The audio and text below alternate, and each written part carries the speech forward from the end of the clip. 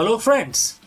All of us sometimes get this feeling that our technical expertise or our hustle hold us back from our true potential for the true leadership.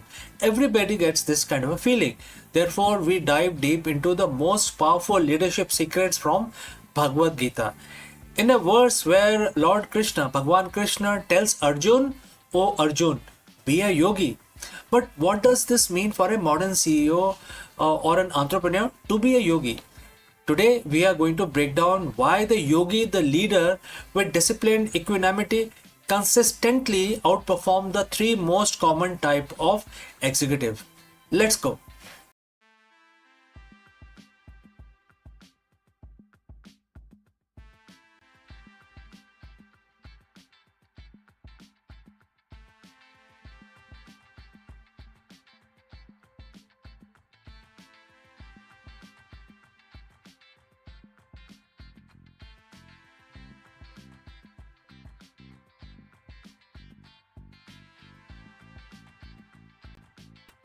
Hello, friends. In today's hyper-connected yet fragmented business world, a CEO's greatest asset isn't just data, it is the universal awareness.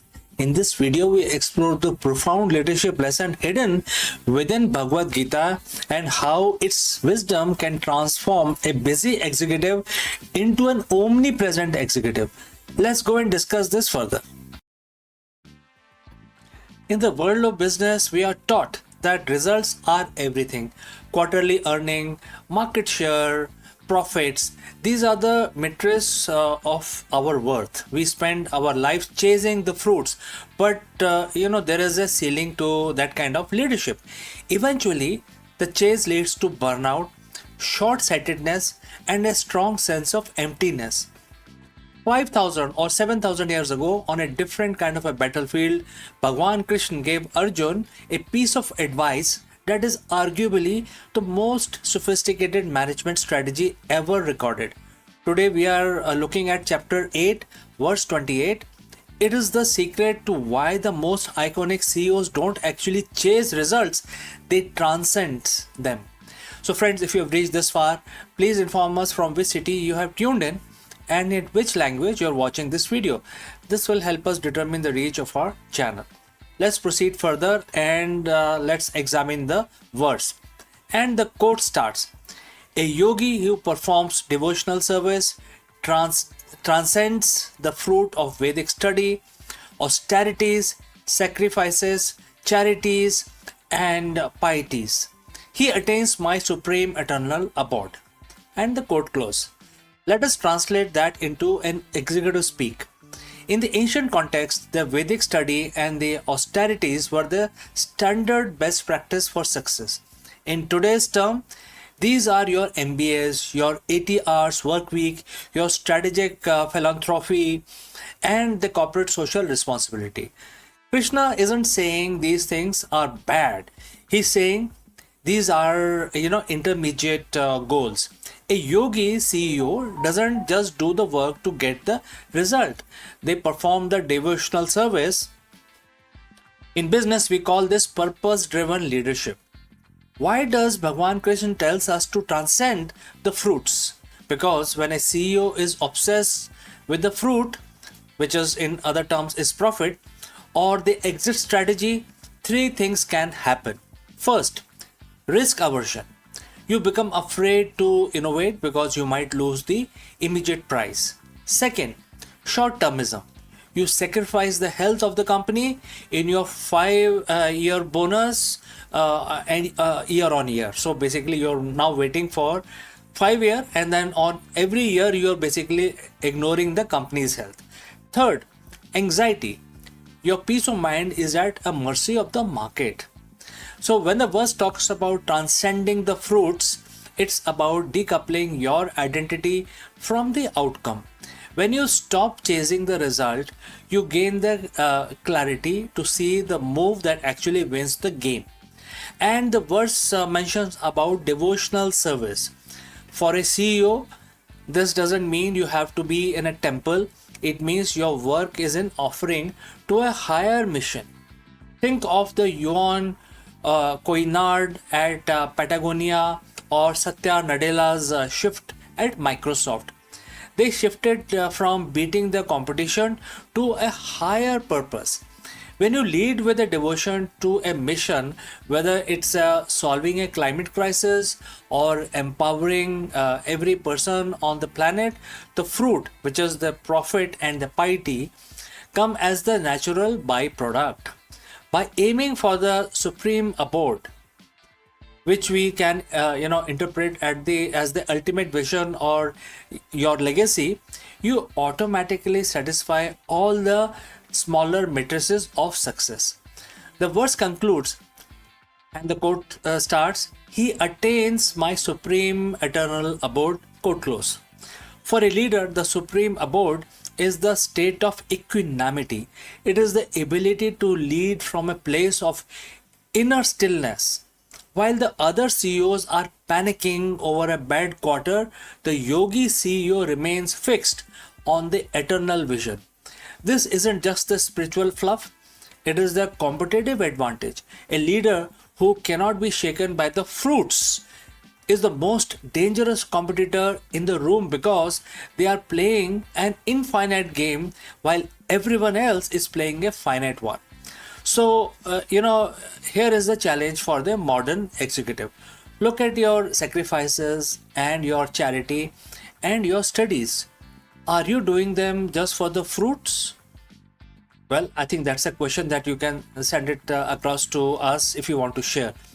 Chapter 8, verse 28 invites you to level up, stop chasing the quarterly numbers, quarterly earnings, start performing your leadership as a service to a higher purpose. When you transcend the result, you don't lose them, you master them. The best CEO don't just build companies, they attain a legacy that lasts. They reach their supreme abode. So friends, are you ready to stop chasing this, start chasing the result and start transcending? Do let me know. Thanks for watching, and if you have any questions, please do not hesitate to send it across. Before I go, I would like to speak few words about our affiliate partner. Stop settling for a good enough video. If your built-in laptop camera looks like a grainy mess, it is time for an upgrade. Want to instantly level up your video presence? I like to present the Lenovo Performance FHD webcam. This is a game changer for your desktop setup. Technically, this is packed. It has a very sensitive RGB sensor, very crisp photographs it takes. Also comes with 2 microphones on board, which helps you to record very clear voice in stereophonic format. And these microphones are very sensitive. You can actually move away from the camera up to 2 meters, and these microphones will pick up your voice without any problem. This is a very strong piece. This is very sturdy.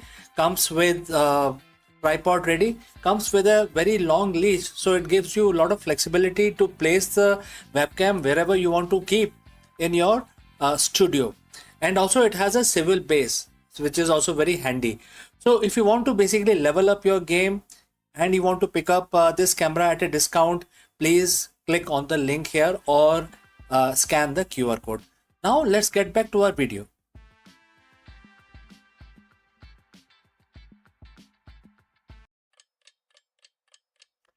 नमस्कार दोस्तों, आप सभी का स्वागत है।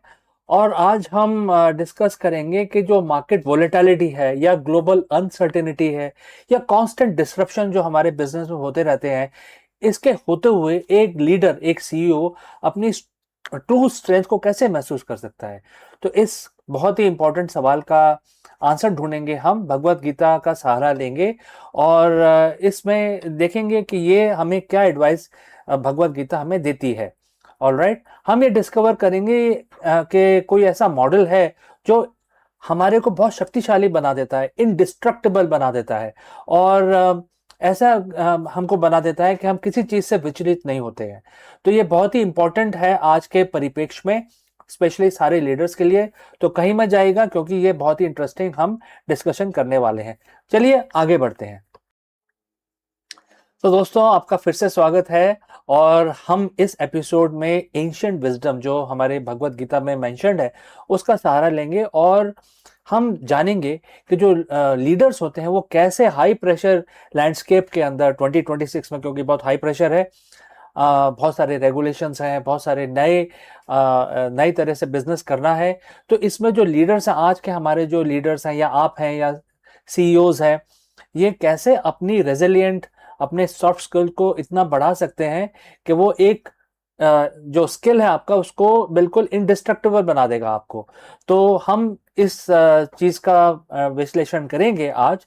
और हम ये जो इसका आंसर ढूंढेंगे भगवत गीता के चैप्टर 2 वर्स 23 से। ये वर्स है, बहुत ही छोटा सा वर्स है, बहुत ही 2 लाइनों का इसमें श्लोक है ये। इसमें भगवान कृष्ण एक्सप्लेन कर रहे हैं अर्जुन को, जब अर्जुन अपने कुरुक्षेत्र में बैठे हैं, और एक ये मास्टर क्लास की तरह ये डिलीवर किया गया है। और इसमें ये बताया गया है कि इस वर्स के अंदर कि आप कैसे अपने आप को साइकोलॉजिकली स्टेबल बना सकते हैं। ये बहुत ही जरूरी है, क्योंकि अगर आप किसी बोर्डरूम में जा रहे हैं और आप साइकोलॉजिकल स्टेबल नहीं है, आपको कोई चीज परेशान कर रही है, तो आप वहां पे फेल हो जाते हैं। तो दोस्तों, अगर आप यहाँ तक पहुंचे हैं तो बताइए कि आप किस सिटी से हमारे साथ जुड़े हैं और किस भाषा में आप हमारे वीडियो देखते हैं। चलिए हम आगे बढ़ते हैं। जो ये वर्ड्स है, ये जो श्लोक है, ये कहता है कि जो हमारी आत्मा है, जो हमारा सेल्फ है, ये एक किसी भी हथियार से डिस्ट्रॉय नहीं किया जा सकता, आग में जलाया नहीं जा सकता, पानी से इसको गीला नहीं किया जा सकता, और ना ही हवा से इसको उड़ाया नहीं जा सकता। तो अगर उसको आप प्रथम दृष्टि में देखेंगे, फर्स्ट ग्लांस, तो ऐसा लगता है कि ये कोई मेटाफिजिकल स्टेटमेंट है। लेकिन मॉडर्न एग्जीक्यूटिव के लिए, जो आज के सीईओ हैं, उसके लिए ये क्या वैल्यू रखता है। लेकिन इसको आप ध्यान से पढ़ेंगे, हम इसको डिकोड भी करेंगे।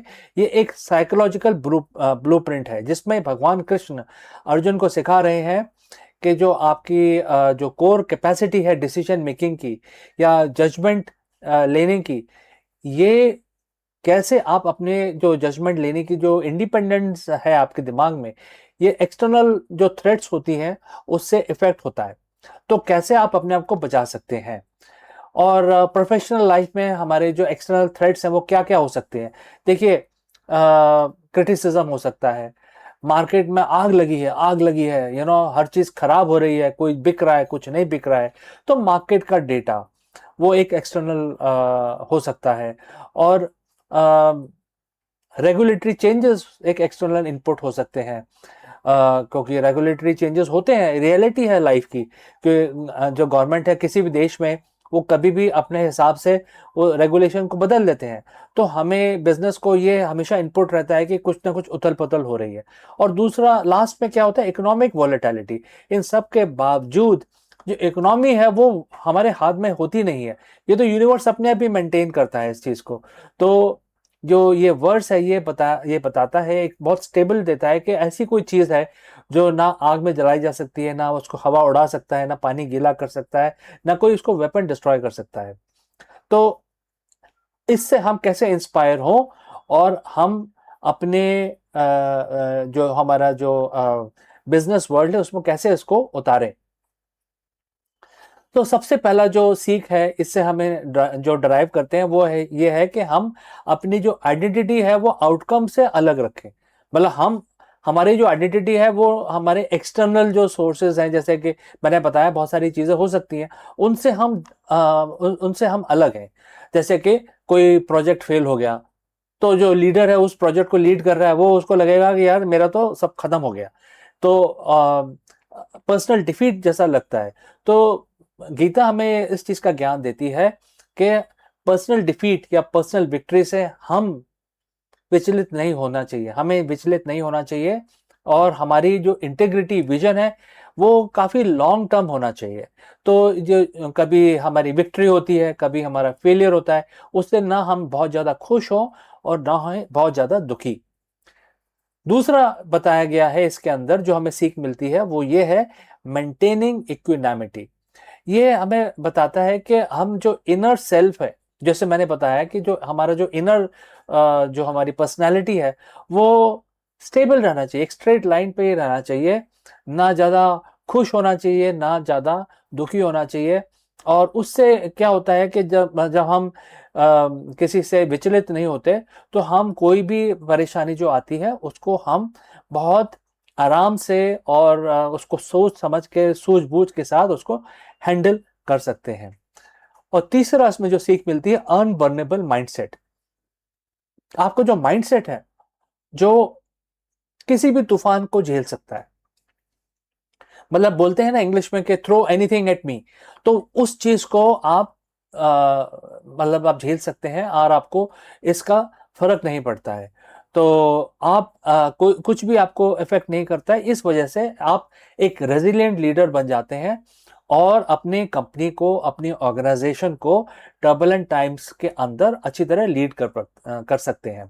तो ये सबसे बड़ा जो ऑब्स्टिकल आपको महसूस होगा, ये तीन चीजें हमने सीखी इस श्लोक में, लेकिन सबसे बड़ा जो ऑब्स्टिकल इस श्लोक के से जो निकल के आता है वो है, जो हमें रेजिलिएंट बनने से रोकता है, वो है हमारी ईगो।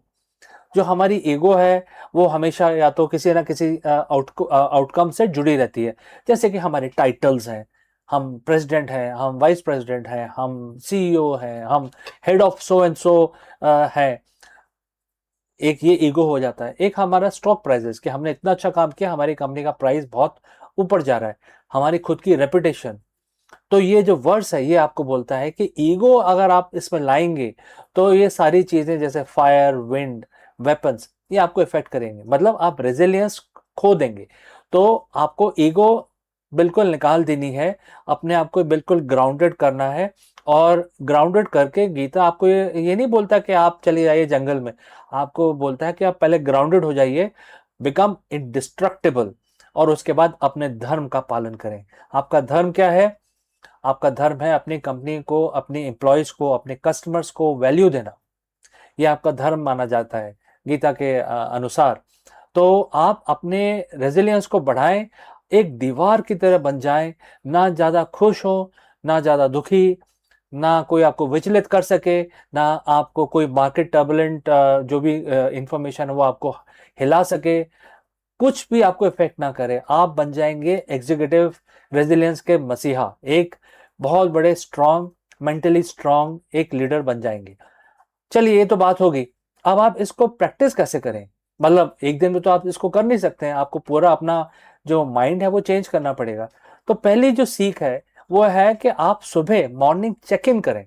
मॉर्निंग चेक इन मतलब कैसे करेंगे कि अगर कोई इंपॉर्टेंट मीटिंग आपकी स्टार्ट होने वाली है तो आप 1 मिनट का समय अपने आप को दें और ये सोचें कि आज किस तरह से मैं हैंडल करूंगा और कैसे मैं अपने आप को ग्राउंडेड रखूंगा, कुछ भी फ्लक्चुएशन होता रहे मार्केट में और आपके बिजनेस में, लेकिन आपका जो लेवल है वो स्टेबल रहना चाहिए। दूसरा, आपको क्या प्रैक्टिस करना है? Neutral observation. आप किसी भी क्राइसिस को देखेंगे तो उसको न्यूट्रलिटी से देखेंगे, बायस होके नहीं देखेंगे कि ये मेरा है, ये तेरा है, ऐसा करके नहीं देखेंगे। और ये मेरे साथ ऐसा क्यों हो रहा है, और बहुत तरह की बातें होती हैं। लेकिन आप ऐसा समझ के देखेंगे कि आप जज हैं, जज जूरी, और अपने आप को ऐसे न्यूट्रल पार्टी रख के फिर आप देखेंगे किसी भी इंसिडेंट को, तो आप अच्छा डिसीजन ले पाएंगे। फिर आपको कोई मार्केट फोर्सेस या कुछ इवेंट या फायर, विंड, कोई भी आपको हिला नहीं पाएगी, और आप आराम से सोल्यूशन निकालते हुए, नेविगेट करते हुए प्रॉब्लम से अपने आप को और अपनी कंपनी को बाहर ले जाएंगे।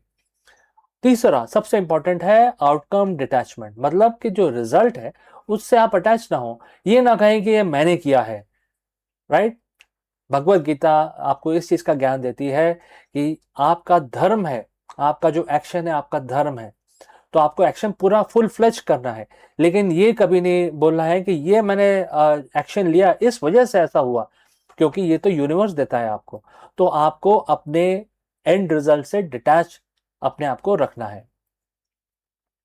एंड जिस तरीके से आप हर वीक आप आगे बढ़ेंगे अपने करियर के अंदर, आपको ये रिमेंबर करना है कि कैसे आपको ये जो अनवेवरिंग स्ट्रेंथ है आपकी आत्मा की, आपकी आपके पर्सनालिटी की, ये कभी भी ढीली नहीं पड़नी चाहिए। और इस वजह से आपके ऑर्गेनाइजेशंस आपको देखेगी, आपके जो एम्प्लॉयज़ हैं आपको देखेंगे, they will recognise you as a leader. और इसकी वजह से ये काफ़ी इम्पॉर्टेंट हो जाता है ये वर्ड्स, क्योंकि इससे काफ़ी सीख मिलती है। तो दोस्तों, आपके कोई भी सवाल हैं तो ज़रूर लिखिए। और मैं अंत में यही बोलूँगा कि आगे बढ़िए क्लैरिटी के साथ और लीड विद योर सेंटर। तो मैं आपसे अगले वीडियो में फिर से मिलता हूँ। तब तक के लिए आपका दिन शुभ हो। नमस्कार। In 2026, as humanity navigates in an era defined by artificial intelligence, quantum computing, and digital economics, it is striking to realize that most advanced systems will rest upon the foundation laid nearly 1400 years ago by Brahmagupta.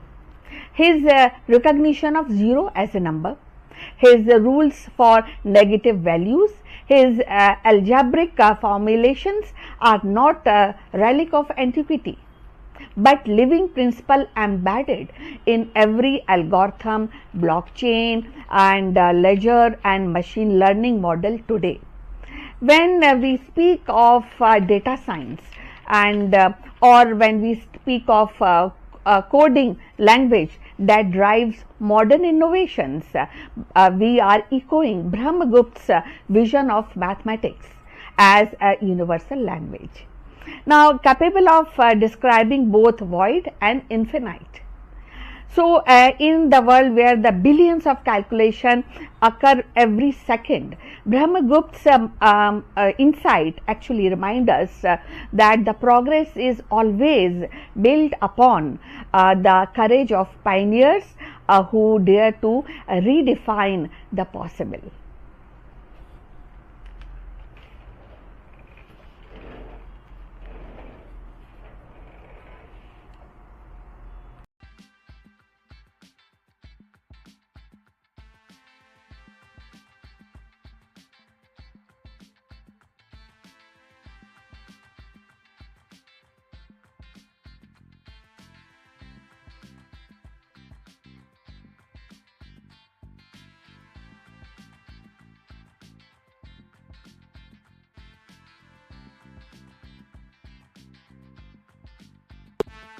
Hello friends and namaskar. We all know and think that the black holes are just born from dying stars. But friends, think again. This new groundbreaking research from Cardiff University has revealed a startling truth. The universe's largest black holes are built, not born. While we used to think supermassive black holes grew primarily by consuming gas, this new study suggests they reach monster status through a violent process of repeated collisions within a dense star cluster. And therefore, in this video, we dive deep into the science of hierarchical merger, the cosmic assembly line where black holes smash into one and another, growing larger and more powerful with every hit. Let us go and discuss this further. Imagine a monster, not a ghost or a creature from a movie, but a real life titan so heavy it warps the very fabric of space and time. We call them supermassive black holes. For decades, we have asked one simple question: where do they come from? Most of us were taught the birth story. A massive star dies, collapses under its own gravity, and presto, a black hole is born. But there is a problem. Some black holes are so big that being born simply doesn't explain how they got there. New research from Cardiff University has flipped the script. They have discovered that the universe's true giants aren't just born big, they are actually built. Like a skyscraper or a massive machine, they are constructed through a violent, repetitive process of cosmic collisions. Today, we are breaking down the built, not born theory and how it's changing everything we thought we knew about dark hearts of these galaxies. So friends, if you have reached this far, please inform us from which city you have tuned in and in which language you are watching this video. This will help us determine the reach of our channel. Alright, let's proceed further. To understand the Cardiff discovery, we first have to look at the old way of thinking. The traditional model says the black hole grew by eating. Imagine a black hole sitting in the middle of a cloud of gas. It slowly siphons that gas in, grew bit by bit over billions of years, and this is called accretion. But here is the catch. The math doesn't always add up. We have found supermassive black holes in the very early universes as well. If they grew only by eating gas, they wouldn't have had enough time to reach their massive sizes. It's like finding a fully grown oak tree in a forest that's only a week old. It shouldn't be possible.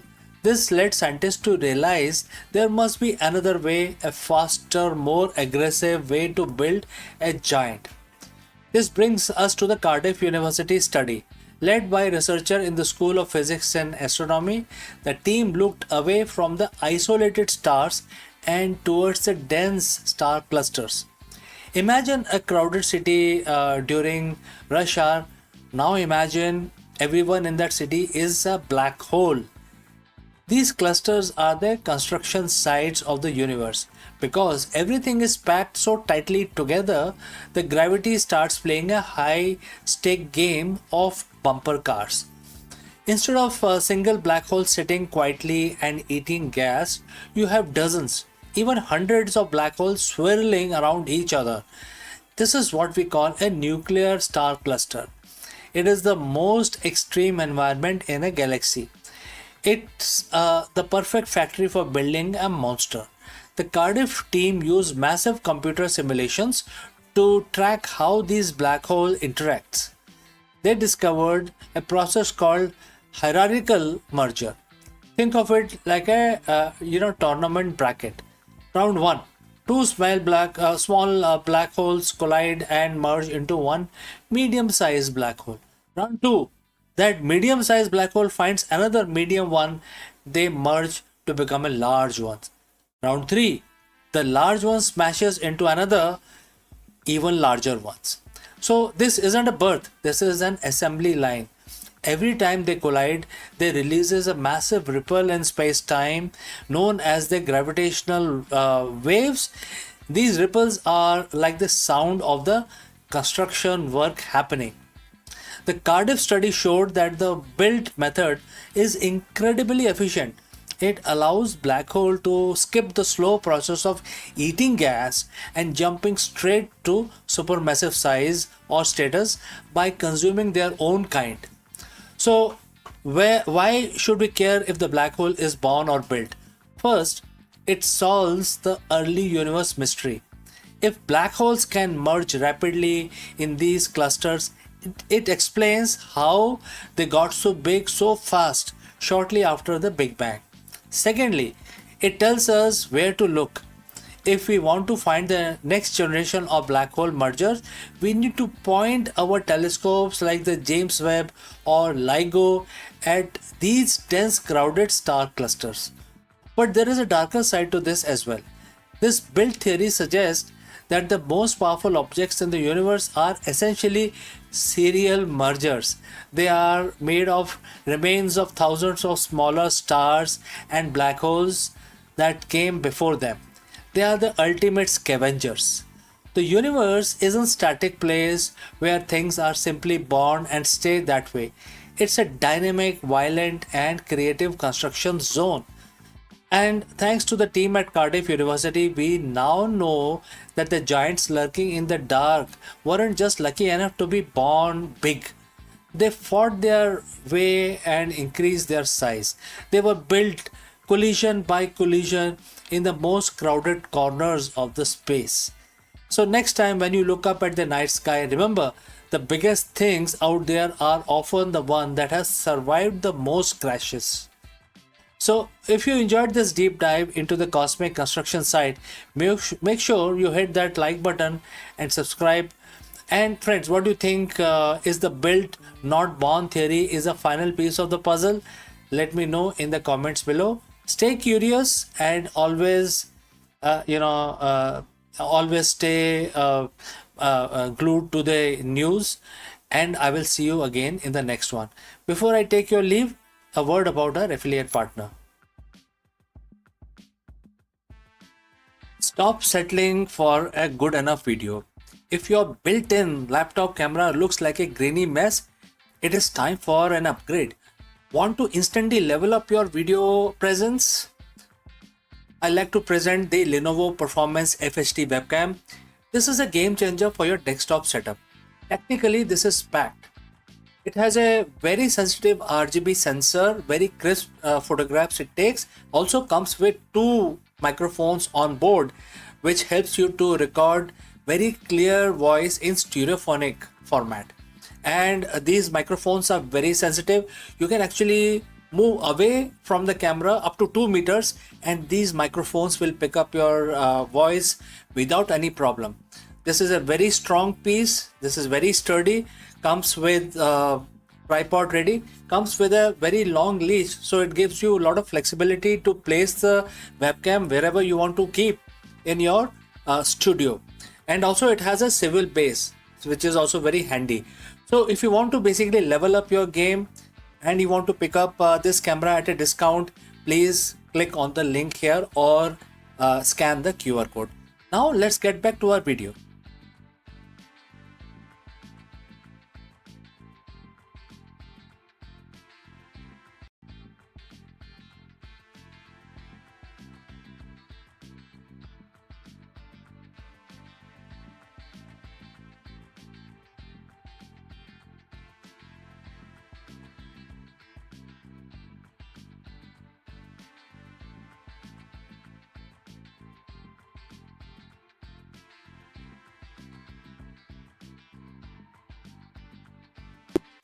Two dawns break across the alien sky, one blazing, one gentle, casting twin shadows that stretch into the unknown. What once lived only in the imagination of storytellers has now stepped into the telescope lens. 27 planet candidates orbiting not one but 2 suns. And these worlds, simmering like echoes of Star Wars Tatooine, are no longer fiction but cosmic invitation. They whisper of future double horizon, and where every sunrise is a duet, and every settlement a testament to our courage to thrive in the extraordinary. So let's find out more about this. Imagine standing on alien soil, the horizon painted not by one dawn, but 2. The first sun rises in a blaze of gold, and the second follows in a softer hue, casting shadow that dance in pair. And this is not the realm of myth or cinema. It is a reality hinted by astronomers who have uncovered 27 planet candidates orbiting binary stars. World of twin sun echoing the dreamscape of Star Wars Tatooine now stepped into the realm of science. For humanity, these discoveries are more than curiosities. They are invitation. Each planet circling 2 suns represent a lab of survival, a crucible where the light, gravity, and the climate conspire in an unfamiliar way. The future of human settlement may well depend on our ability to adapt to such extreme. Binary system challenge our engineering, our biology, and our imagination. How do we build the home where the daylight never truly ends, or where the nights are fractured by competing lunar rhythms? How do the crop grow under 2 suns and their photosynthesis tuned in a spectrum broader than Earth? So these are the questions that are obstacle, and if you feel they're obstacle, that is up to you. But for scientists and somebody who is inclined to new discoveries, these questions are not obstacles, but they are seed of innovation. So, if you have reached this far, please inform us from which city you have tuned in and in which language you are watching this video. This will help us determine our channel. So, moving forward, the dual suns offer paradoxical gift. On one hand, these gravitational tug of war can destabilize orbits, making climate volatile. On the other hand, their combined energy could sustain habitable zone wider than those around solitary stars. A planet warmed by two suns might host desert of dazzling brilliance, ocean simmering under perpetual twilights, or forests that evolve pigment unknown to Earth. For settlers, survival would mean harnessing these abundance. Solar array tuned to twin frequencies, agriculture adapted to relentless light, and architecture designed to shield the channel heat. So, but beyond the survival lies culture. Imagine the myth born under binary skies. Children raised to see two dawns as a symbol of resilience. Poet describing love as a dance of twin flames. And scientists charting calendar by rhythm of dual eclipse. So human settlement is not only about biology, it is about meaning. And these words promises meaning in abundance. The discovery of 27 such candidates is a reminder that our galaxy is not uniform. It is diverse, it is unpredictable and generous. Each binary system is a stage where the humanity might rehearse its next act. Colonies under twin suns could become outposts of resilience, teaching us to thrive in the condition once thought to be impossible. They could serve as a way station for a deeper journey, stepping stones and towards galactical citizenship.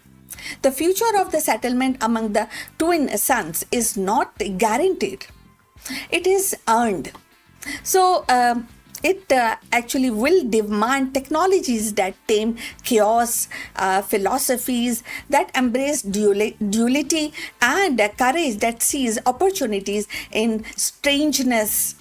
So, yet the history shows that humanity thrives when they're challenged, and from desert to poles, from oceans to orbit, we have always actually turned the unfamiliar into the home. So, and as the telescope unveil these twin sun world, humanity stands at the threshold of possibilities. The double dawn are not just a spectacle of light. They are symbol of resilience, of future where we learn to thrive in the extraordinary. Each of these 27 planets is a reminder that the universe is vast, generous, and waiting.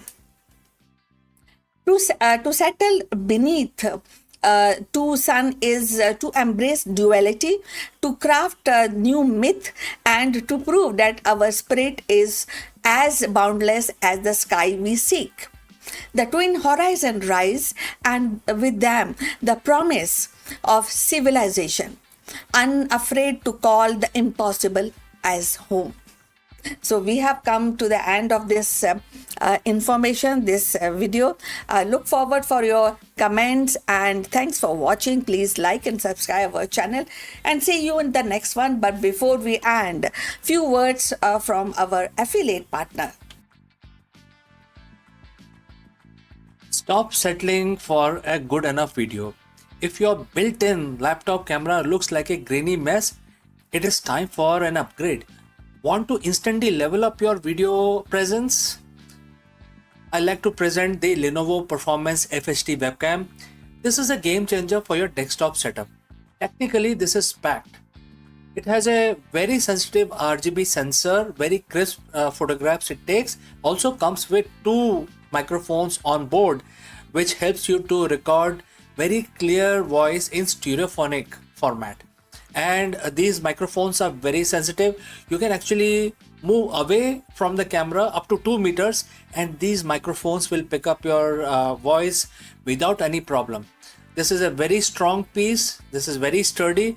Comes with tripod ready. Comes with a very long leash, so it gives you a lot of flexibility to place the webcam wherever you want to keep in your studio. And also it has a swivel base, which is also very handy. So if you want to basically level up your game and you want to pick up this camera at a discount, please click on the link here or scan the QR code. Now let's get back to our video.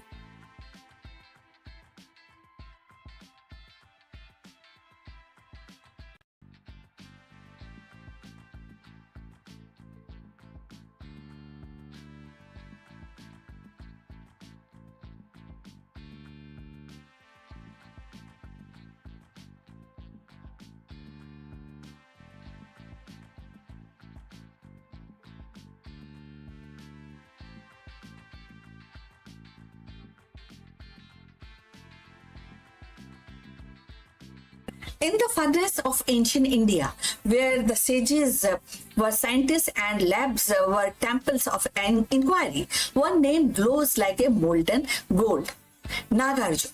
Not the philosopher of Mahayan fame, but the metallurgist and alchemist whose experiments with mercury, iron, and transmutation blurred the line between mysticism and the material science. Legend places him in a Vidarbha and Satvahana dynasty, working in hidden labs, chasing immortality, while perfecting techniques that still echoes in modern metallurgy.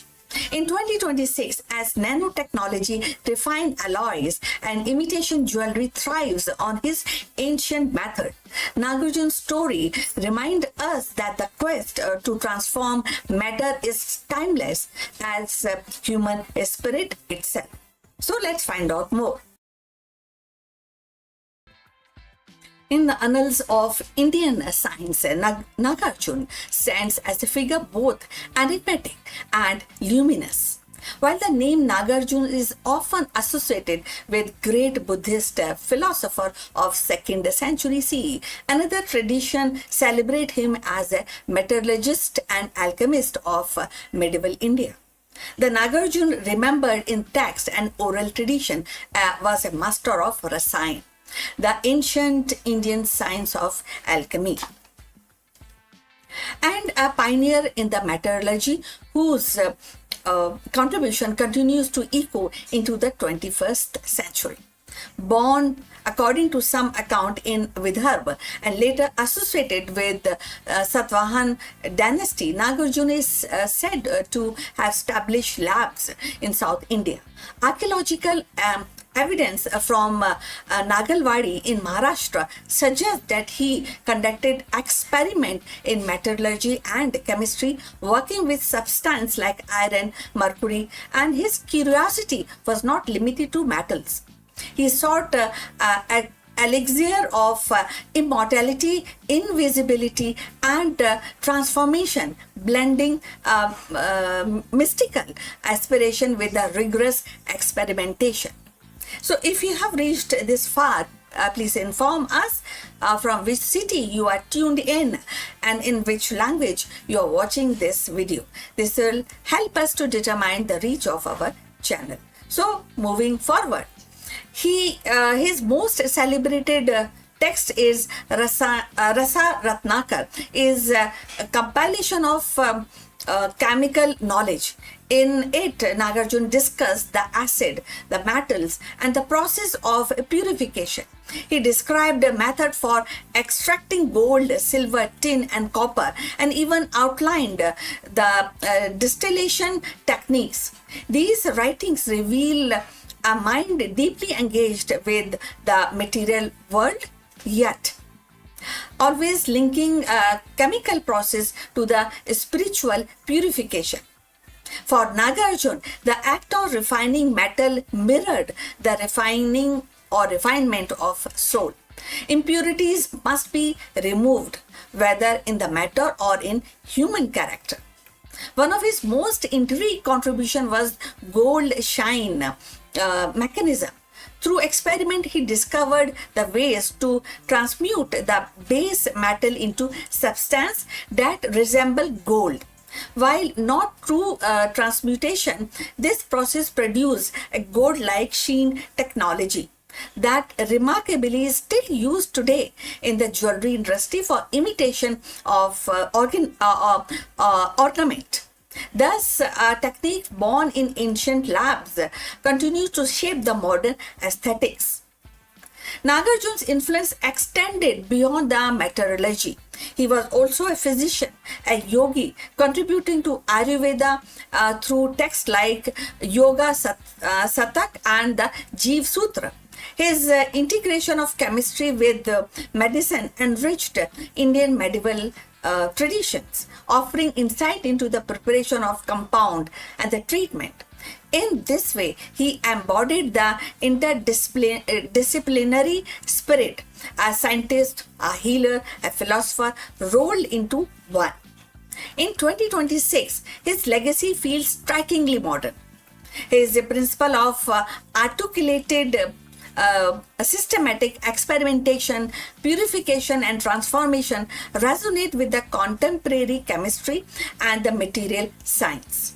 His vision of linking matter and spirit anticipates today's holistic approach, where the science and philosophy are not seen as an opposite but as a contemporary path of understanding.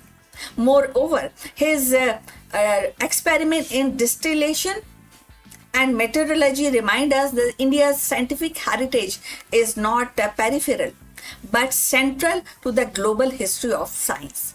Nagarjuna, the metallurgist, thus emerged as a bridge builder between philosophy and chemistry, between ancient aspiration and modern technologies. His labs may have been simple by today's standards, but his imagination was vast, reaching for the immortality and cosmic truth, while the grounding itself in the practical art of working with the metals. In honoring him, we recognize not only as a pioneer of Indian alchemy, but also a timeless symbol of human curiosity, the drive to transform, to refine, and to discover. Nagarjuna's alchemy was more than a pursuit of gold. It was a pursuit of knowledge itself. In 2026, as we refine materials at nanoscale, explore new alloy for space exploration, we walk a path he helped to lay centuries ago, providing the fire of inquiry he kindled still that inquiry which he kindled that still actually burns within us in 2026. We have come to the end. Please like and subscribe this channel. Look forward for your comments. But before we end, few words about our affiliate partner. Stop settling for a good enough video. If your built-in laptop camera looks like a grainy mess, it is time for an upgrade. Want to instantly level up your video presence? I like to present the Lenovo Performance FHD webcam. This is a game changer for your desktop setup. Technically, this is packed. It has a very sensitive RGB sensor, very crisp photographs it takes. Also comes with 2 microphones on board, which helps you to record very clear voice in stereophonic format. And these microphones are very sensitive. You can actually move away from the camera up to 2 meters and these microphones will pick up your voice without any problem. This is a very strong piece. This is very sturdy. Comes with tripod ready. Comes with a very long leash, so it gives you a lot of flexibility to place the webcam wherever you want to keep in your studio. And also it has a swivel base, which is also very handy.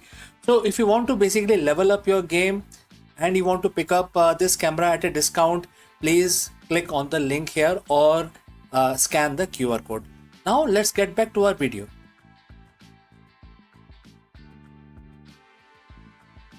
Not just a political decision, it was a human catastrophe.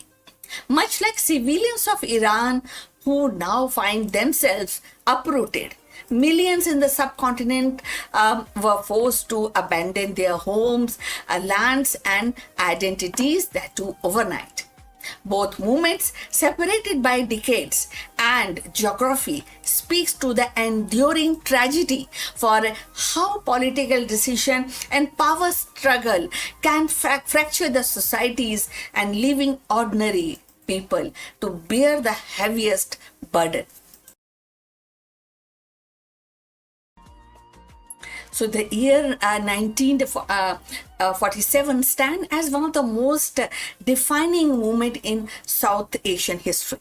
It was the year when the India gained independence from British colonial rule, but it also the year when the subcontinent was violently divided into two nations, India and Pakistan.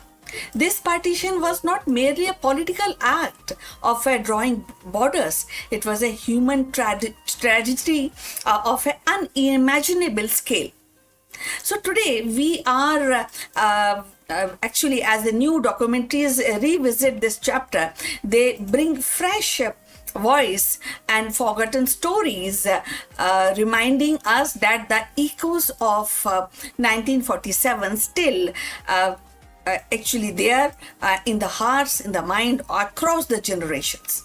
Partition uprooted nearly 15 million people, making it one of the largest forced migration in human history.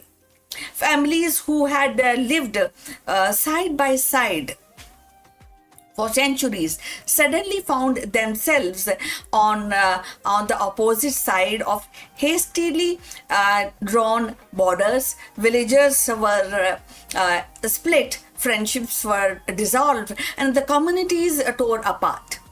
The documentaries highlights not just the statistics, but the lived experience, like the grandmother who carries her infants across the burning field, the young man who lost his entire family on a train to Lahore, the child who never understood why neighbors turn into enemies overnight. So if you have reached this far, please inform us from which city you have tuned in and in which language you are watching this video. This will determine the reach of our channel. So going forward on this topic, so the violence was actually staggering. Estimation actually suggests that up to 1 million lives were lost in communal riots, massacres, and retaliatory killing. The documentaries do not shy away from these horrors. They show how train arrived at station filled not with the passenger but the corpses, and they recount how women bore the bunch of violence, subjected to abductions and assault, and their suffering often silenced in official narratives. By revisiting these stories, filmmakers are not only documenting history but also challenging the silence that has long surrounded these wounds. Yet, in the amid of this devastation, there are also stories of extraordinary humanity, like Hindu and Muslim Sikhs who risked their lives to protect neighbors of another faith, ordinary villagers who formed a human chain to shield women and children. And these acts of compassion remind us that the partition was not only about division, it is also about resilience, courage, and stubborn persistence of hope. The documentaries also explore the political dimensions of partition. They revisit the hurried negotiation between leaders like Jawaharlal Nehru, Muhammad Ali Jinnah, and the Lord Mountbatten. And they questions whether the division was inevitable or whether it was a product of colonial haste and political miscalculations. So they also highlight how these border line drawn in just 5 weeks, carved through the homes, rivers, and field, with a little regard for human consequences. In doing so, they invite viewers to reflect on the long shadow of colonialism and the kind of fragility of nation building. So as we close this retelling of 1947, it is impossible not to see the parallel with the conflict unfolding in Iran today.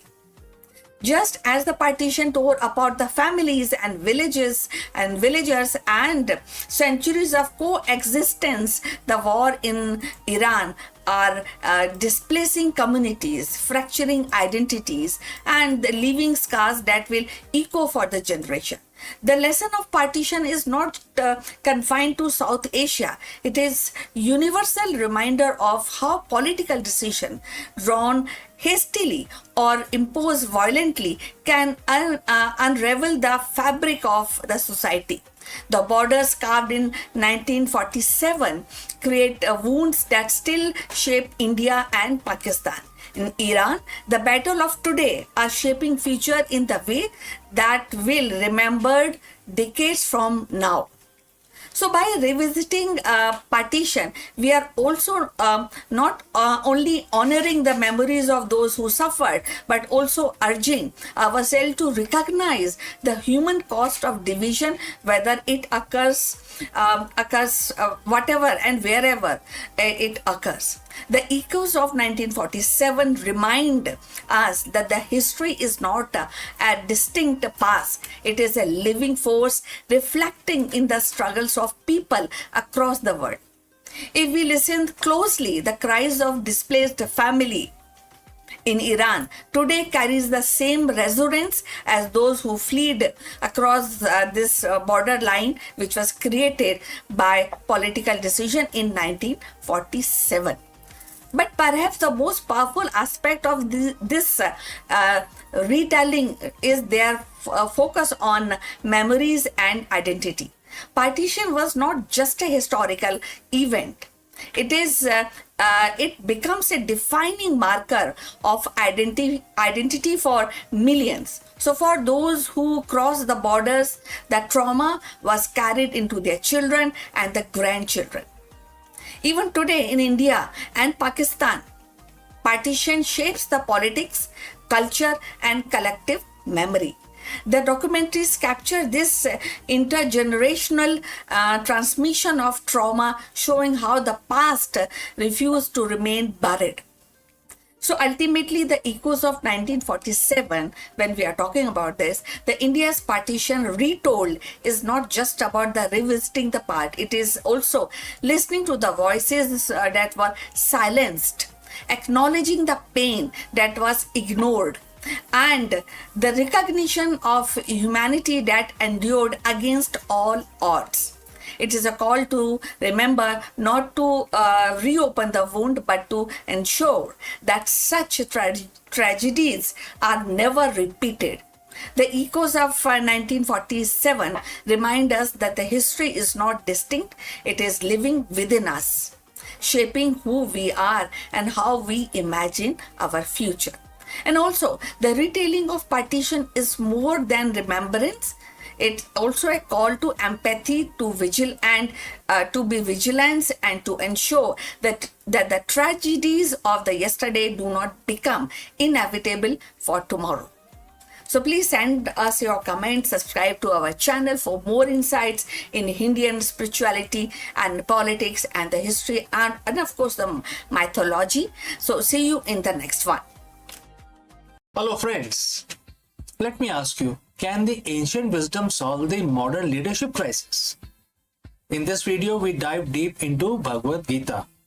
And friends, as you know, Bhagavad Gita is 7,000-year-old manuscript, and some of the teachings in Bhagavad Gita can be directly related to the modern day CEOs and entrepreneurs. While the corporate world focuses on the external ROIs, the Gita point towards the ultimate ROI, which is transitioning from material containment to absolute clarity. Let us discuss this further. In the corner office of any major corporation, the metrics are always the same, which is EBITDA, market share, quarterly growth, and the shareholder value. We call this the return on investment. But there is a hidden tax being paid every single day that doesn't show up on a balance sheet. It is a tax of the cluttered mind. Think about your last major decision. Was it made with 100% clarity, or was it colored by the fatigue of the previous meetings, anxiety of fluctuating markets, or perhaps the flicker of ego? Most leaders operate in a state of what the Bhagavad Gita calls material contamination. In modern terms, we call it cognitive noise. Today, we are going to take a look at 7,000-year-old formula that offers a different kind of ROI. We are looking at chapter 6, verse 28 of Bhagavad Gita. It is a verse that promises not just success, but the ultimate happiness, and for a CEO, that might be most strategic advantage you can possess. Alright, so friends, if you have reached this far, please let us know from which city you have tuned in and in which language you are watching our live stream. Alright, let's move ahead. Let's look at the verse itself. And the verse says, quote starts, the yogic practice free from material contamination, and by connecting with the divine, he reaches the ultimate happiness. Quote close. Alright, so this, this sounds like something like a yogic practice for a busy executive, and divine might sound like they are being asked to go to a mountain retreat and not to a boardroom. But let's translate this into the language of leadership.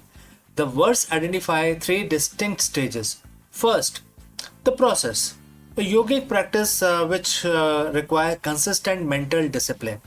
Number two, the result, the freedom from contamination, which is removal of all biases and noise. 3. The goal, the ultimate happiness, which is a state of peak performance and flow.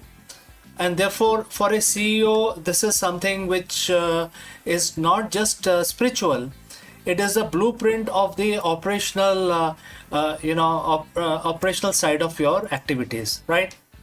Don't you think so? All right. So this is going to also, improve your excellence in yourself. What does the Gita mean by contamination in the context of 21st century company? Contamination is anything that obscure your true vision in the boardroom. This looks like ego trap. And there are several things attached to the ego trap. First is making decision to win an argument rather than to serve the company's mission. Second is analysis paralysis, being so bogged down by data that you lose your intuitiveness, gut feeling, etc. Third is the emotional residue, carrying the frustration of a failed merger into your dinner with your family, or worse, into your next strategic session. When a CEO is contaminated, they are reactive. When you are reactive, you are predictable. And in business, being predictable is a liability. The Gita suggests that through yogic practice, which can be defined as structured meditation, mindfulness, and radical self-awareness, we begin to filter this contamination. Imagine your mind as a lens. Over years of high-stress leadership, that lens gets covered in dust. This verse is about daily habit of wiping the lens clean. The verse mentioned, contact with divine, etc. The word of high performance, we have a different word for this, which is flow. And it is that state where the self vanishes, the time slows down, and you execute with effortless precision. But there is a deeper layer here. For a CEO, connecting with the divine can be interpreted as connecting with the highest purpose. When a leader is connected to a purpose greater than their own paycheck or their own reputation, something shifts. This connection provides a steady anchor. And if the market crashes, the anchor holds. If the media attacks, the anchor holds. Why? Because your sense of ultimate happiness is no longer tied to the external material world. It is, it is sourced from an internal connection to the truth. This is the ultimate ROI. And if you cannot be shaken by external volatility, you become most stable point in your organization. Everyone else will look towards you to see how you react. If you are connected to that inner clarity, your organization stays calm. So how does a CEO actually do this? We don't expect you to move the Himalayas. The Gita was spoken on a battlefield, not a yoga studio. It is a manual for the people in the thick of fight. Certain things you can do, something like you can actually plan your stillness. Treat your meditation or reflection time like a board meeting. You wouldn't skip a meeting with your top investor. Don't skip the meeting with your inner self. This is where the cleaning happens. The contamination check is the second step. Before every major meeting, ask yourself, is there a contamination within you? Am I angry? Am I seeking validation? Identify the noise and it loses its power over you. Leading from sukha, which is happiness, most leaders believe happiness comes after the success. Verse 28 flips that script. It says the practice lead to happiness, and happiness is the foundation for everything else. Lead from a place of fulfillment, and your decisions will be more sustainable and ethical. We live in an era of a hyper contamination, information overload, social media pressures, and relentless pace of AI are making clarity harder to find than ever before, right? The CEO of the future is not the one with the most data. It is the one with the cleanest lens. By practicing the principle of Bhagavad Gita, chapter 6, verse 28, you aren't just becoming a better spiritual person. You are becoming more effective, more resilient, and more visionary leader. You are trading the temporary high of material gains for the ultimate happiness and for a clear mind. This is the ultimate ROI, and we have come to the end of our discussion today. Thanks for joining live. Thanks for listening. Now, go back to your desk, take a deep breath, and remove contamination from your mind. Lead with clarity. So friends, if you have any questions, please do not hesitate to send it across. Before I move on to the next topic, a word about our affiliate partner. Stop settling for a good enough video. If your built-in laptop camera looks like a grainy mess, it is time for an upgrade. Want to instantly level up your video presence? I like to present the Lenovo Performance FHD webcam. This is a game changer for your desktop setup. Technically, this is packed. It has a very sensitive RGB sensor, very crisp photographs it takes. Also comes with 2 microphones on board, which helps you to record very clear voice in stereophonic format. And these microphones are very sensitive. You can actually move away from the camera up to 2 meters, and these microphones will pick up your voice without any problem. This is a very strong piece. This is very sturdy. Comes with tripod ready. Comes with a very long leash, so it gives you a lot of flexibility to place the webcam wherever you want to keep in your studio. And also it has a swivel base, which is also very handy. So if you want to basically level up your game and you want to pick up this camera at a discount, please click on the link here or scan the QR code. Now let's get back to our video.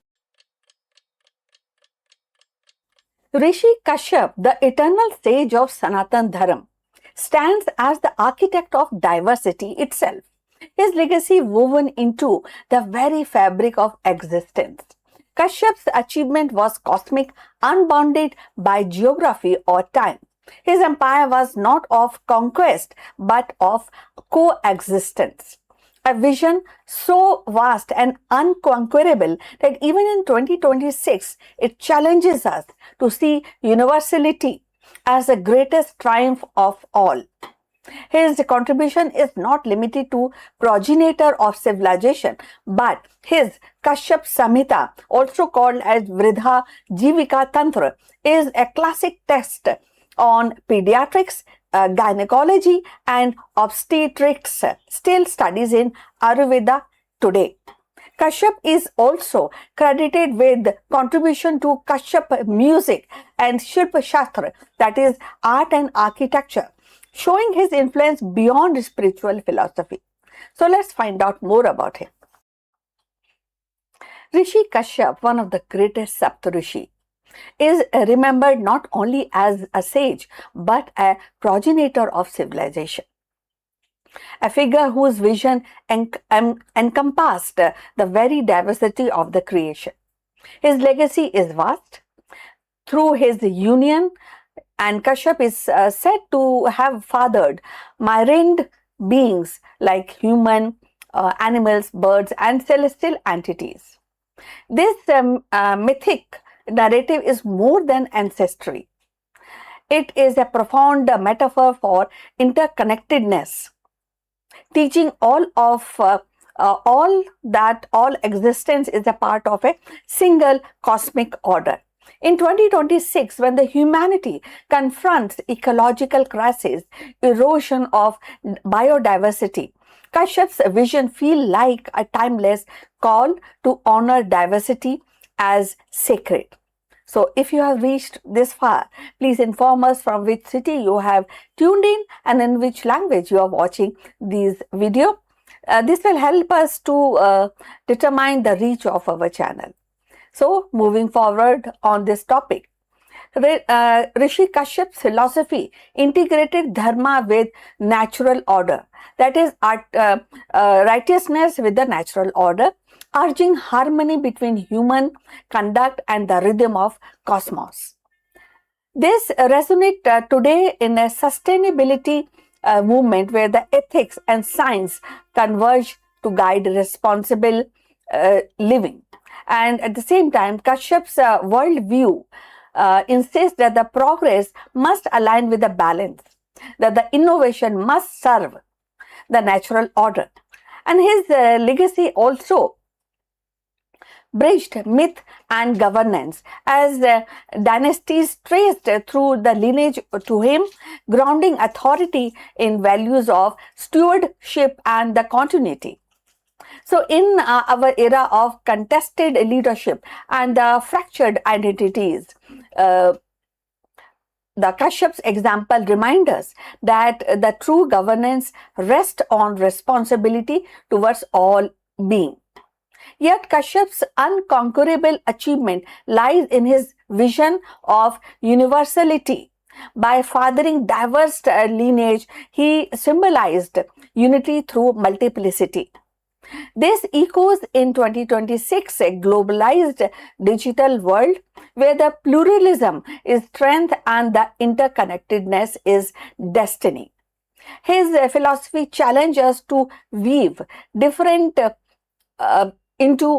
into shared narratives of coexistence, much as he wove creation into a single cosmic order. Kashyap, traditionally associated with northern western part of Indian subcontinent, the very name Kashmir, which is a state of India, believed to derive from him.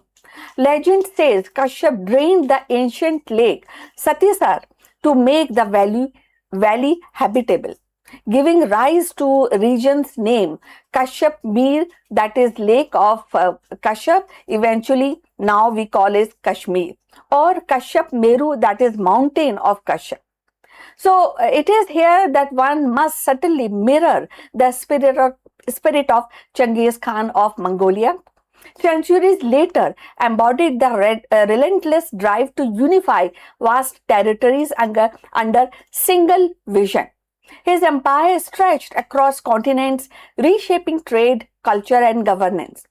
Kashyap's achievement, though born of creation rather than conquest, is monumental. Where the Khan's empire was bounded by geography and time, Kashyap's was cosmic, eternal, and unconquerable. In 2026, as humanity seeks to reconcile power with wisdom, Kashyap's achievement stands as the greatest triumph, the creation of diversity itself, the binding of existence into one living continuum. Thus, Kashyap's contribution to the world is not confined to myth or ancestry. It is philosophy of balance, diversity, and responsibility. His voice echoes across millennia, reminding us that the creation is sacred. Diversity is strength, and the harmony with nature is the highest dharma, that is righteousness. In 2026, his legacy challenges us to honor the interconnectedness woven into of life, or maybe a web of life, to embrace pluralism as power and recognize that the greatest empire is not the one of conquest but coexistence. Rishi Kashyap's legacy is not a tale locked in the past, but a living philosophy that continues to shape the present.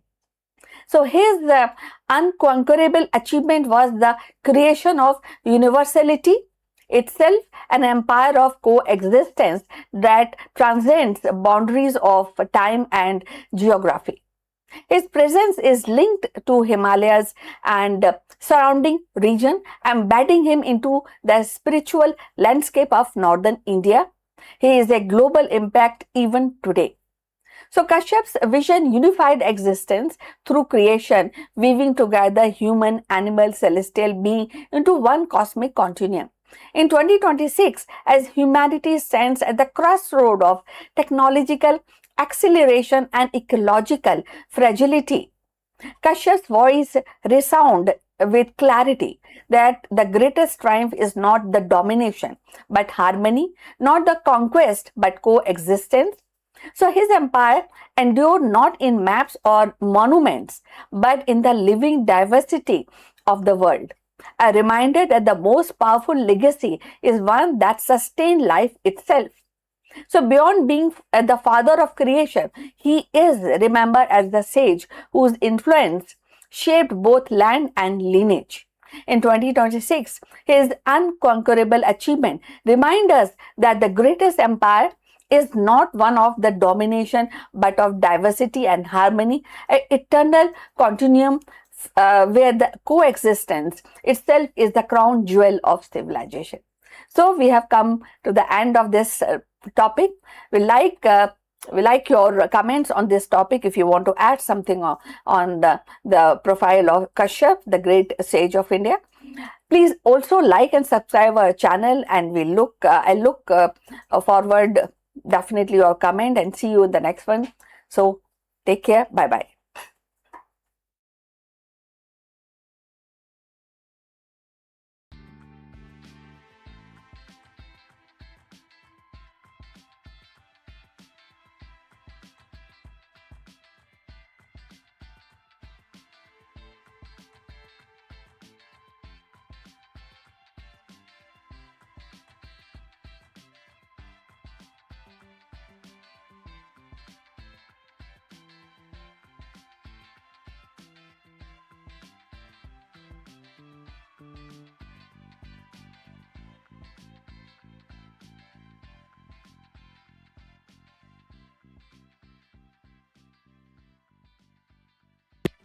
Hello friends and namaskaram.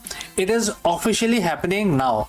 After months of intense speculation, Space has filed its S1 prospectus with the SEC, setting the stage for what is projected to be the largest initial public offering, which is also known as IPO, in the history of mankind. With a target valuation of up to 1.75 trillion, Elon Musk's space giant is ready to hit the Nasdaq under the ticker symbol SPCX. In this video, therefore, we break down everything you need to know about the upcoming SpaceX IPO, including the critical dates you need to mark on your calendar and how retail investors can potentially participate. Let's go. For years, it was just a rumor, a what if conversation on the message boards. But today, the conversation is over. SpaceX has finally filed its S1 prospectus with the SEC, and we are witnessing what is arguably the most significant capital market event of the decade. We're talking about a company that has already changed the physics of rockets and space travel, now aiming for a 1.75 trillion valuation on the Nasdaq. I'm talking about the SpaceX IPO, and the ticker symbol is SPCX. And this is expected to hit the market as early as June 12th, 2026. So friends, if you've reached this far, please inform us from which city you have tuned in and in which language you are watching this video. This will help us determine the reach of our channel. Alright, let's proceed further. For a long time, Elon Musk was adamant SpaceX would stay private until we had a stable, functioning Mars colony. So what changed? The scale of ambition. Basically, SpaceX isn't just launching rockets anymore. It's an integrated powerhouse. Following the merger with xAI, the company is positioning itself as the backbone of space-based AI infrastructure. With a planned roadshow kicking off around June 4th, the company is looking to raise up to 75 billion to fuel its next phase of growth. So when you buy SPCX on the Nasdaq market, you aren't just buying rockets, you're buying a massive interconnected portfolio. What this portfolio contains? First, the Starlink, which is the crown jewel. It's profitable and currently drive massive chunk of company's revenue. Next, launch services, dominating the global market with securing crucial government and defense contract. Basically, if anybody has to send their spacecraft or satellite to space, SpaceX is one of the best viable option. Third is the Starship itself, the key to lowering cost and enabling future Moon and Mars mission. Therefore, Starship is a major product line from SpaceX. And lastly, the xAI integration, adding a layer of artificial intelligence that aims to build data centers in space. It isn't all smooth sailing. There is significant controversy regarding the governance structure. Reports indicate a dual class share structure where Class B shares, mostly held by Musk and the insiders, carry 10 votes per share, while the public Class A shares carry only 1 vote. The institutional investors have already voiced concerns about this level of concentration, noting that Musk will retain roughly 79% of the voting power. Add in the challenge of Musk juggling Tesla, X, Neuralink, and xAI, and you have some serious questions about where his focus truly lies. If you are a retail investor, this is what you have been waiting for. With the Nasdaq listing, direct exposure to the space economy is finally within reach. However, proceed with caution. IPOs, especially one with much hype, are notoriously volatile. Analysts are warning that you should look past the Musk factor and dive deep into the financials. Are you paying for the current reality, or are you paying for the next 20 years of projected growth? I mean, that's a very important question that every investor must contemplate. The countdown is officially on. Whether this becomes the IPO of the century or the cautionary tale, one thing is certain: the way we view the space, data, and the stock market is about to change forever. Keep an eye on the June 12th date. And as always, do your own due diligence before jumping into the stratosphere. My name is CK, and I will see you very soon in the next deep dive. Before I go today, however, a word about our affiliate partner. Stop settling for a good enough video. If your built-in laptop camera looks like a grainy mess, it is time for an upgrade. Want to instantly level up your video presence? I like to present the Lenovo Performance FHD webcam. This is a game changer for your desktop setup. Technically, this is packed. It has a very sensitive RGB sensor, very crisp photographs it takes. Also comes with 2 microphones on board, which helps you to record very clear voice in stereophonic format. And these microphones are very sensitive. You can actually move away from the camera up to 2 meters, and these microphones will pick up your voice without any problem. This is a very strong piece. This is very sturdy. Comes with tripod ready. Comes with a very long leash, so it gives you a lot of flexibility to place the webcam wherever you want to keep in your studio. And also it has a swivel base, which is also very handy. So if you want to basically level up your game and you want to pick up this camera at a discount, please click on the link here or scan the QR code. Now let's get back to our video.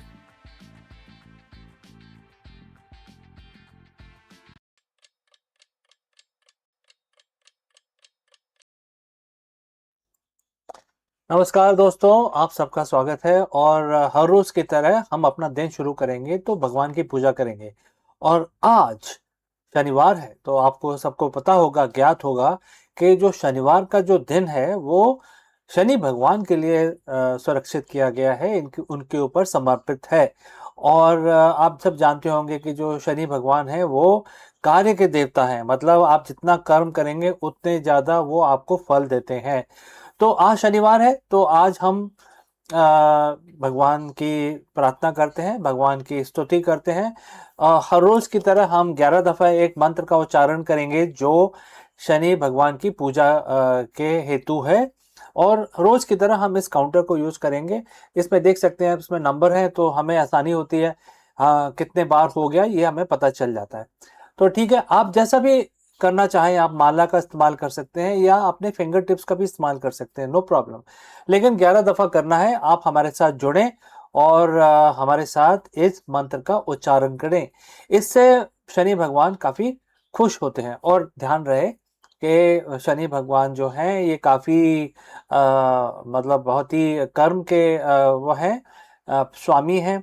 तो अपने कर्म को आप ठीक रखें, इसका भी ध्यान रखें।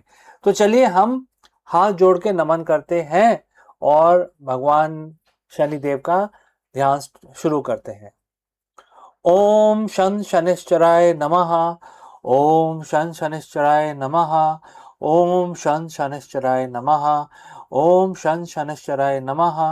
ओम शनिश्चराय नमः। ओम शन शनिश्चराय नमः।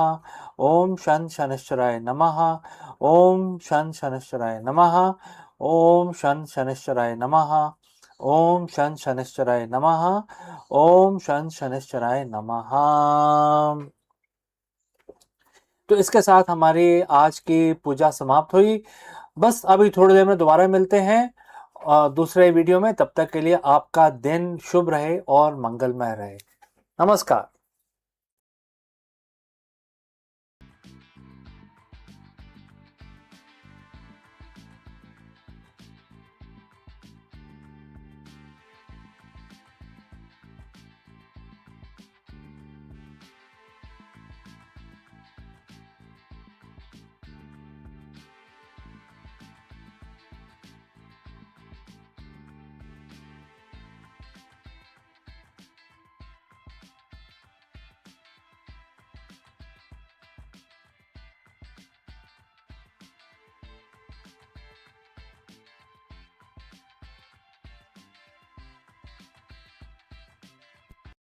Let me ask you, why do highly successful CEOs suddenly burn out, lose their grip, or watch their corporate empire crumble?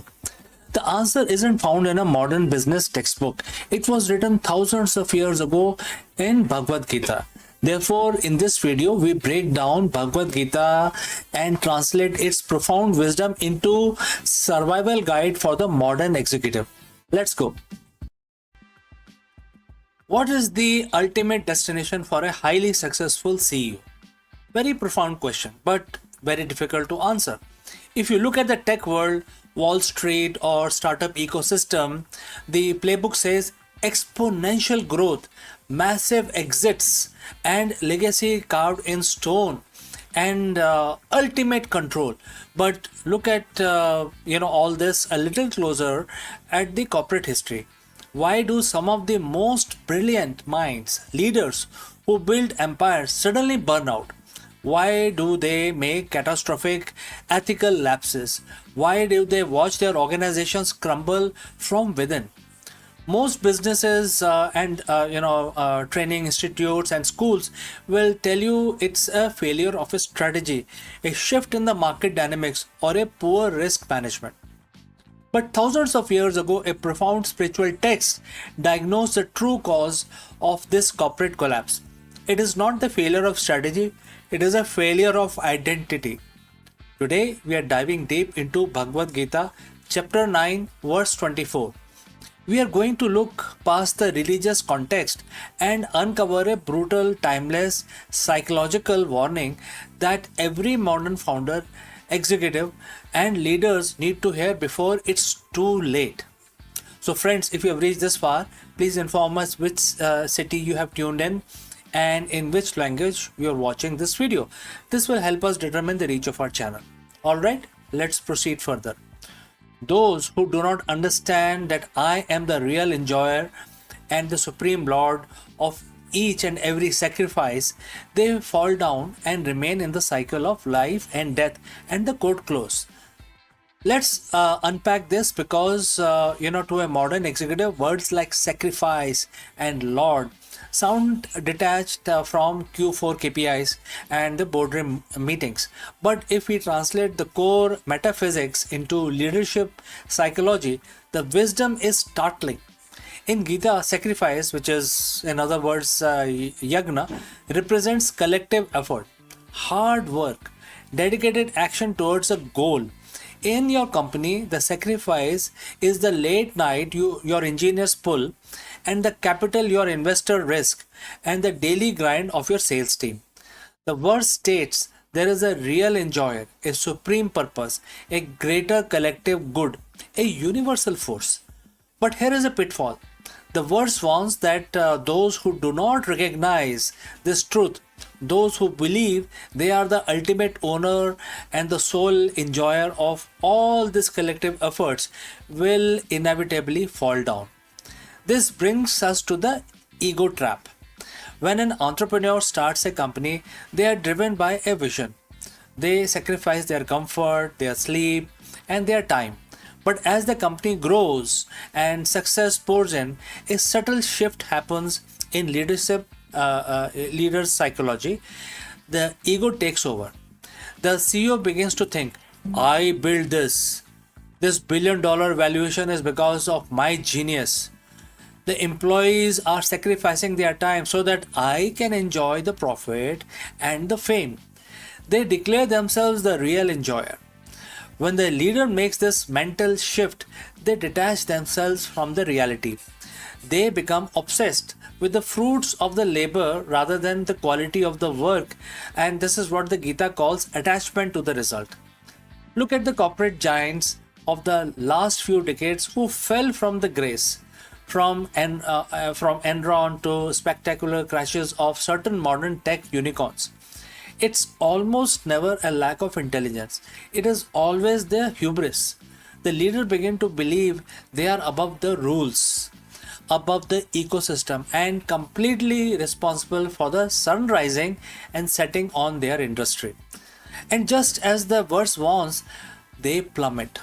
The second part of the verse says that because they don't understand this truth, they remain in the cycle of life and death. In a corporate context, this is the exhausting, endless cycle of cyclic failure and burnout. When you believe you are the sole enjoyer and bearer of the company's burden, you carry an unsustainable weight. Every market dip feels like a personal attack. Every failed product feels like an existential crisis. You find yourself trapped in a loop. You chase temporary success. You achieve milestones and your ego inflates. Because your ego is inflated, you make a blind, arrogant decision. The business takes a hit, leading to loss of purpose and intense anxiety.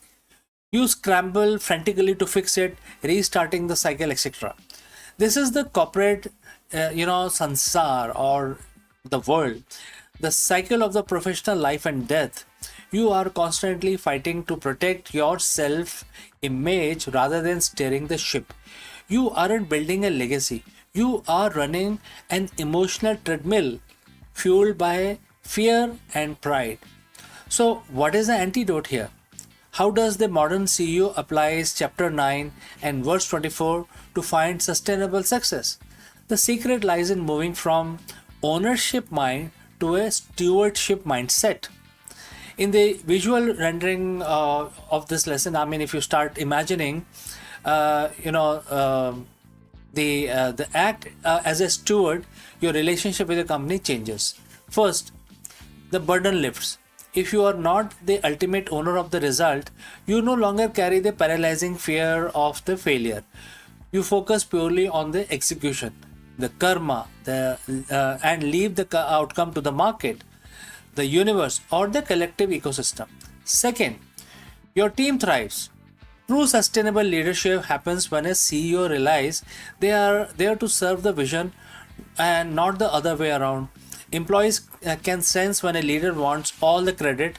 Conversely, they will run through brick walls for a leader who shares the triumph and views the company's success as a collective sacrifice. You shift from saying, "Look what I made," to "Look what I have been trusted to guide." So, next time when you look at your company's quarterly metrics, your rising valuation, or even your personal achievement, take a step back.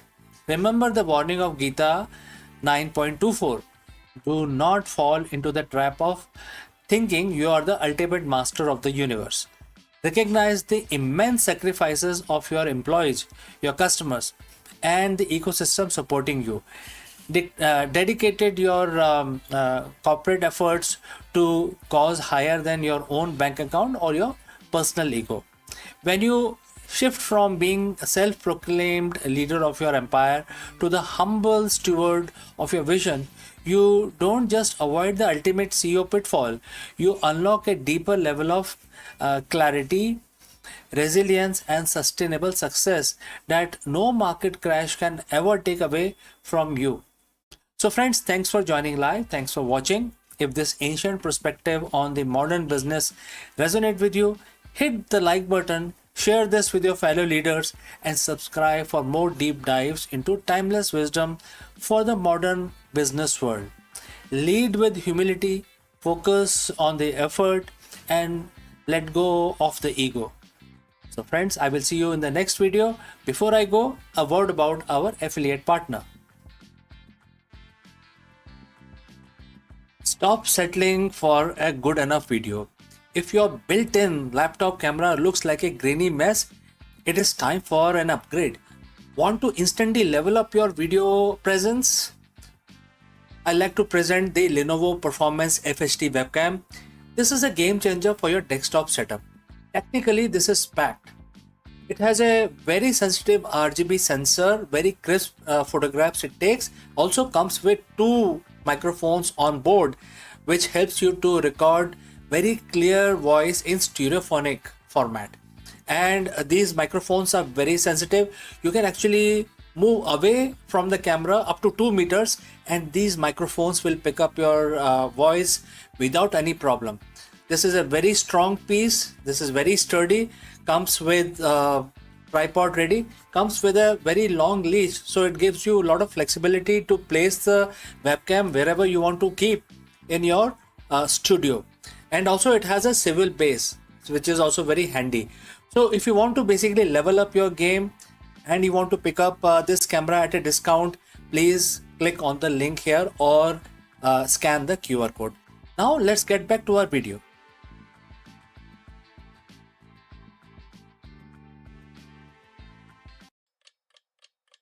Hello friends and namaskaram. Could we actually hack Earth's magnetic field to protect our own modern technology? Very profound question. Therefore, in this video, we dive deep into the revolutionary and controversial new proposal from the scientist deploying spacecraft to spray chemicals directly into the Earth's magnetosphere. As our reliance on satellite and power grids and GPS grows, so does our vulnerability to external solar storms. Could a man-made solar shield be the key to preventing a global blackout? Let's discuss this further. Imagine you're living in a world where everything just stops. No GPS to guide your travel, no internet to connect your PCs, no power grid to keep your lights on. It sounds like the plot of a disaster movie, but it's a very real threat looming 93 million miles away on the surface of the sun. We have spent decades getting better at predicting space weather, acting like people in village watching a river rise, hoping we can warn everyone before the flood hits. But what if we didn't just watch? What if we could actually build a wall to stop the water? Today we're looking at a bold new proposal from scientists, a storm wall designed to actively hack Earth's magnetic field. Can we really engineer our way out of a solar storm, a massive one? To understand why we need a solar shield, we have to understand our current defenses. The magnetosphere. It's a vast invisible bubble around our planet that deflects the sun's charged particles away from Earth. Usually, it does a great job, but it is not impenetrable. The danger comes when the sun releases a massive eruption known as the coronal mass ejection, or CME. When this cloud of magnetic energy hits Earth, it can trigger a process called magnetic reconnection. Think of it like a shortcut. When the solar magnetic field aligns just right with our own, it rips a hole in the shield. This allows solar energy to flood into our near Earth space, causing geomagnetic storms. Why should you care about this? Because our modern world is fragile. We have seen these storms fry satellites, disrupt radio signals, and surge power grids with enough voltage to cause massive blackouts. In May 2024, a major storm hit, causing hundreds of millions of dollars in losses for the agriculture industry alone when the GPS guided tractors could not function. As our tech dependency grows, our vulnerability to these invaders from space only get worse. So friends, if you have reached this far, please inform us from which city you have tuned in and in which language you are watching this video. This will help us determine the reach of our channel. Alright, let's move forward. So how do we fix this issue? A team led by Brian Walsh from Boston University has proposed a concept called storm wall. If you can't make the shield stronger, why not give it an airbag? The idea is to launch a fleet of 6 spacecraft into specific orbits. These ships would carry payloads of alkaline chemicals like barium or lithium, which they could spray into the magnetosphere. When these chemicals are released, the they actually become photoionized, creating a cloud of artificial plasma. This plasma would essentially thicken the boundary between us and the solar wind. By adding this mass to the critical frontier of magnetosphere, the storm wall would disrupt the energy flow of incoming storms. It forces the space weather bounce back around and past our planet instead of punching through. Computer simulation suggests this could reduce the intensity of the geomagnetic storm by more than 50%. It's not about stopping the sun, it's about turning a catastrophic hit into a glancing blow. Now, before we go spraying chemicals into space, we have to talk about the but part of it. And there are several buts here. First, the cost. We are talking about launching 6 spacecrafts, each carrying material equivalent to roughly 12 oil trucks. It's a one and done solution. Once the chemicals are sprayed, the system essentially spends it. It's incredibly expensive, and then there is ethical and environmental questions about geoengineering. While the researchers argue that the risk of contamination is very low since the plasma gets swept away by the solar wind within about 6 hours, Any attempt to hack the planetary system comes with a lot of uncertainty. We have to ask, what are the unintended consequences of messing with our magnetic field? Any project of this scale would require massive international cooperations, oversight, and transparency. Is the storm wall the future of space defenses? Maybe. As we pour money into orbital infrastructure and space-based data centers, the financial math, as the researchers put it, might start to make sense. The reality is that if we build this, it wouldn't just protect our one country or one group of satellites, it would serve as a collective shield for the entire planet. We are becoming a space-faring civilization, which means we have to start acting like one. Whether or not we use space airbags, we have to find better ways to live within the volatile star we orbit. So friends, what do you think? Should we be experimenting with our planet's magnetic field, or is it the risk too high? Let me know your thoughts in the comments below. Thanks for watching and stay curious. I will catch you again in the next one.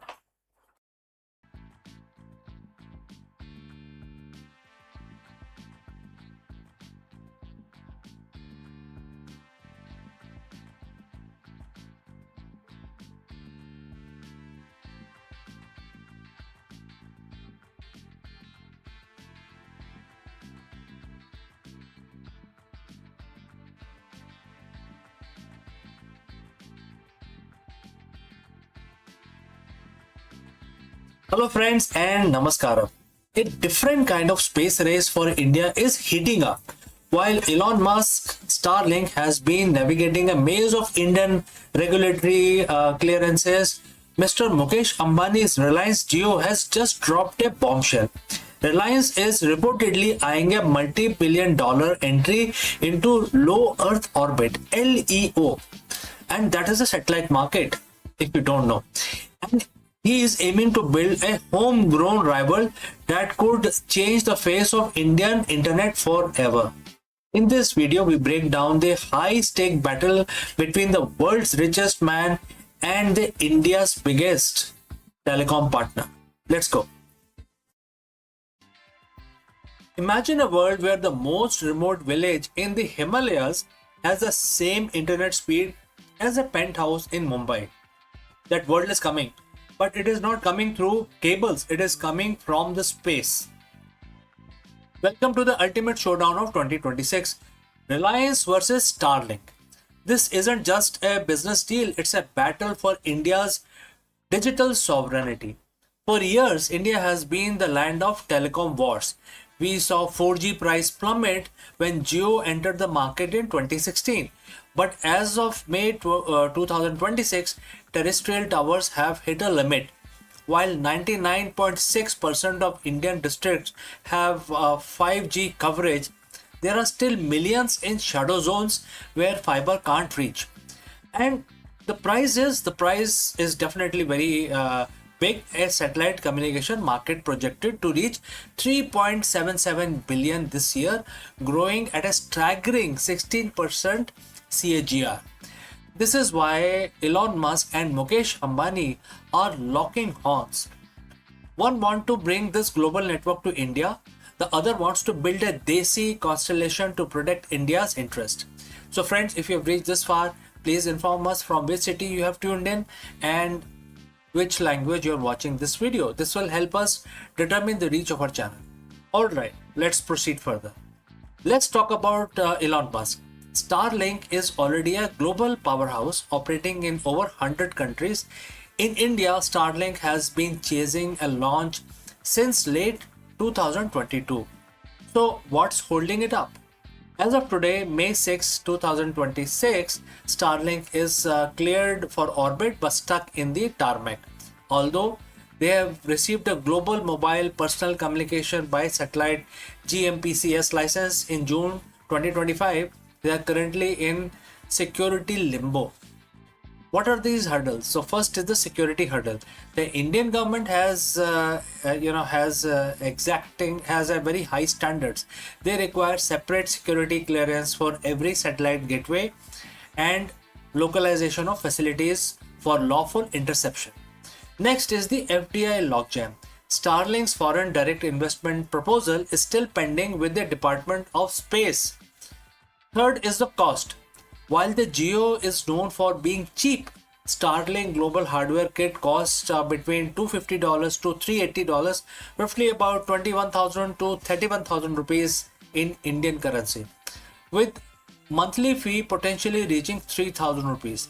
Can Musk drop the price low enough for the Indian mass market? That's a very big question at this point in time. Enter Mr. Mukesh Ambani. For a while, Reliance was working with SES on a medium Earth orbit (MEO) system called Geospace Fiber. But as of yesterday, May 6, 2026, the strategy has shifted dramatically. Reliance is now eyeing a multi-billion-dollar entry into LEO, low Earth orbit segment. And the war is now being fought at the war footing levels. Report indicates Reliance has formed 6 dedicated teams to work on the satellites, payload, launches, and the user terminals. The acquisition strategy is also being worked out. Ambani isn't just building from scratch. Reliance is reportedly looking to acquire an existing satellite entity that already has orbital slots and infrastructure to speed up the launch. And lastly, the sovereignty argument. Reliance is positioning this as a national security move. Having a made in India LEO constellation reduce dependency on the foreign entities, a critical factor given the global geopolitical climate at this point in time. So why the sudden pivot to LEO? Well, there are various advantages. First is the latency. The traditional satellite, which is MEO or GEO, are quite far away. They are further away. LEO satellites are closer to Earth, meaning lower latency. Perfect for 300 million Indian 5G users who want to game or video call without a lag. Next is the direct to device. In 2026 is the year which will be known for direct to device tech. Imagine your phone connected to a satellite automatically when you lose cell signal. Starlink and Geo are both racing to perfect this. Third is the spectrum battle. There is a massive debate over the spectrum pricing. The DOT is favoring a 5% charge on adjusting gross revenue, while Starlink is pushing for lower costs to make service viable in India. So who takes the crown now? Starlink has proven tech and the global fleet. Reliance Jio has home court advantage, regulatory favor and history of disrupting market with aggressive pricing. But don't forget the dark horse. Airtel's UTL set, OneWeb and Amazon's project Kuiper are also in the wings, waiting for their share of 3.77 billion pie, which is just the Indian market. The winner won't just be one with the most satellite. It will be the one who can convince the Indian consumer to switch from their rupees 500 fiber plan to satellite dish. So friends, what do you think? Are you team Geo or team Starlink? Let me know in the comments below. Don't forget to like and subscribe for more deep dives into the future of the telecom, tech and other business issues. I'm CK and I will see you in the next one. Before I go, I will like to speak few words about our affiliate partner. Stop settling for a good enough video. If your built-in laptop camera looks like a grainy mess, it is time for an upgrade. Want to instantly level up your video presence? I like to present the Lenovo Performance FHD webcam. This is a game changer for your desktop setup. Technically, this is packed. It has a very sensitive RGB sensor, very crisp photographs it takes. Also comes with 2 microphones on board, which helps you to record very clear voice in stereophonic format. And these microphones are very sensitive.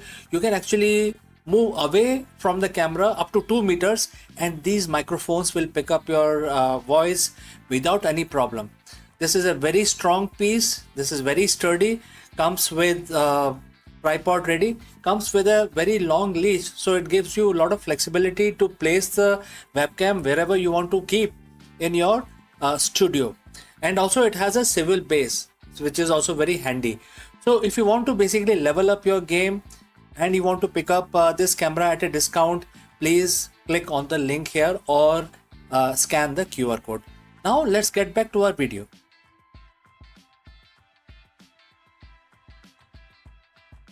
In the age of antibiotic resistance, where the once curable infection now defies machine's best weapon, a new hero emerges, not from the pharmacy, but from the world of nanotechnology.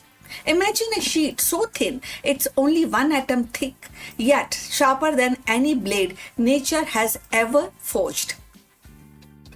This is a graphene oxide, a carbon lattice that slices through the deadly bacteria while leaving human cells untouched. It does not just fight superbug, it rewrites the rule of survival, turning physics into medicine and proving that sometimes the smallest structure can wage the bigger wars. Long before the telescope pierced the skies of Renaissance Europe, a brilliant mind in 5th century India dared to challenge the cosmic order.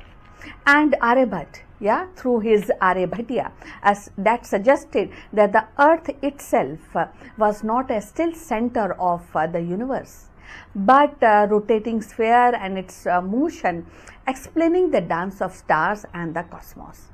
In doing so, he planted the seed of heliocentrism nearly 1,000 years before Copernicus. So in 2026, as humanity propose an interplanetary mission and debates on the ethics of AI, design, science, and Aryabhat vision feels startlingly modern. What do you feel about that? Now, going forward, his courage to question orthodoxy mirror our own struggles to redefine boundaries, whether in space exploration or in digital knowledge or in global collaboration. What he offered was not just astronomy, but a philosophical revolution. A reminder that Earth is but one participant in the vast cosmic symphony. So, in the year 499 CE, a young mathematician and astronomer from India named Aryabhat composed Aryabhatiya, a text that would ripple across the centuries. And within its verses lay a daring proposition. The earth was not the immovable center of the universe, but a rotating sphere where it also it's explained the rotating sphere which explains the rising and settling the star.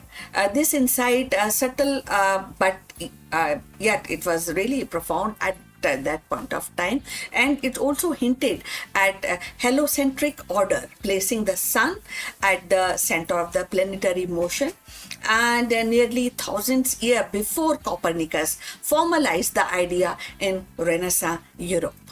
So Aryabhat's vision was revolutionary because it challenged the prevailing geocentric worldwide. And in both Greece and Roman and even in Indian traditions, Earth was thought to be fixed with celestial bodies revolving around it. Aryabhat broke from this orthodoxy, suggesting that the apparent daily movement of heavens was due to Earth's own rotation. Though his heliocentric leanings were not expressed in the same systematic way as Copernicus, but definitely the seeds of the ideas were unmistakable. So if you have reached this far, please inform us about your city and from where you are tuned in, and in which language you are watching this video, and this will definitely determine the reach of our channel. So look forward. And in 2026, the Aryabhat's heliocentric vision resonates in a striking way. Humanity is once again at a crossroad of knowledge, driven not only by a handwritten actually, manuscript, but also about artificial intelligence, global collaboration. And just as Aryabhat challenged the obvious questions, Earth's immobility, today scientists and technologists challenges assumptions about the creativity, about ethics, and the boundaries of machine intelligence. His legacy also speaks to the decolonization of science. For centuries, the narrative of heliocentrism was framed as a European breakthrough. Yet, Aryabhat reminds us that scientific progress has always been global, with the contributors flowing across the cultures and continents. In an era where the India's ISRO launches a mission to Mars and to the moon, reclaiming Aryabhat's place in history is not just about, and it is definitely not just about the pride. It is also about recognizing the shared heritage of human curiosity.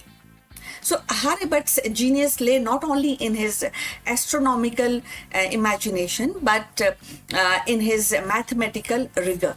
He introduced trigonometric functions approximately and really very to the point, actually studying and presenting pi with a remarkable accuracy, and devised the method for calculating planetary positions.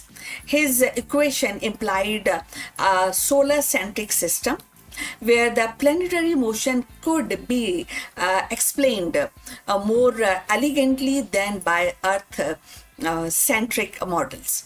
So these ideas traveled far beyond India, translated into Arabic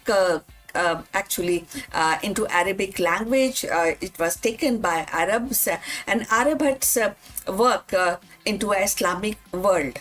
So this is how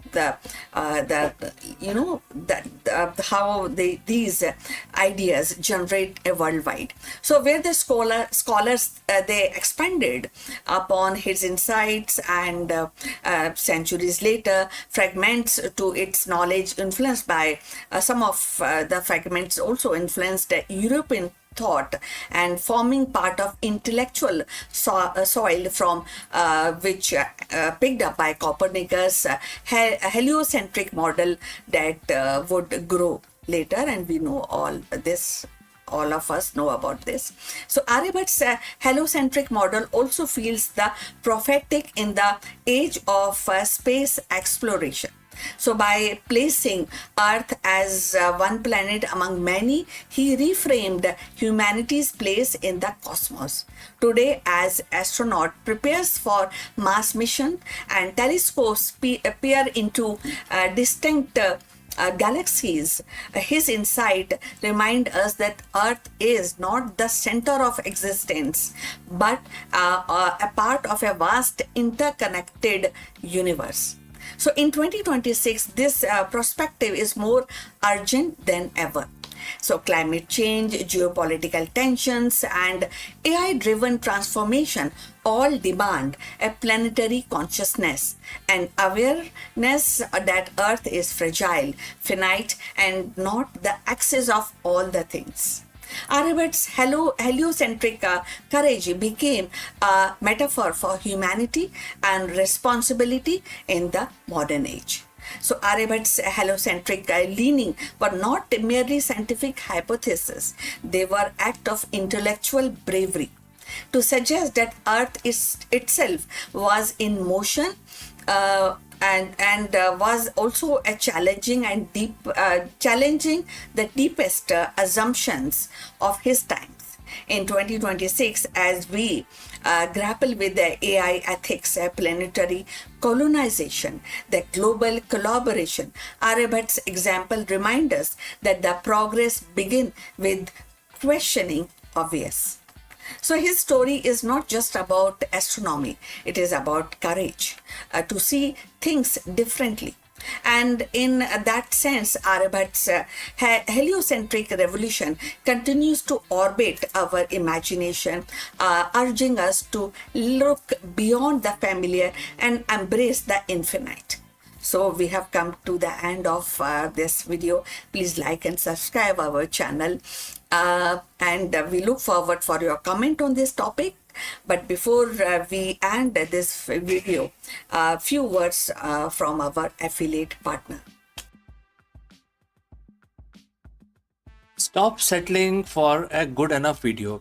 If your built-in laptop camera looks like a grainy mess, it is time for an upgrade. Want to instantly level up your video presence? I like to present the Lenovo Performance FHD webcam.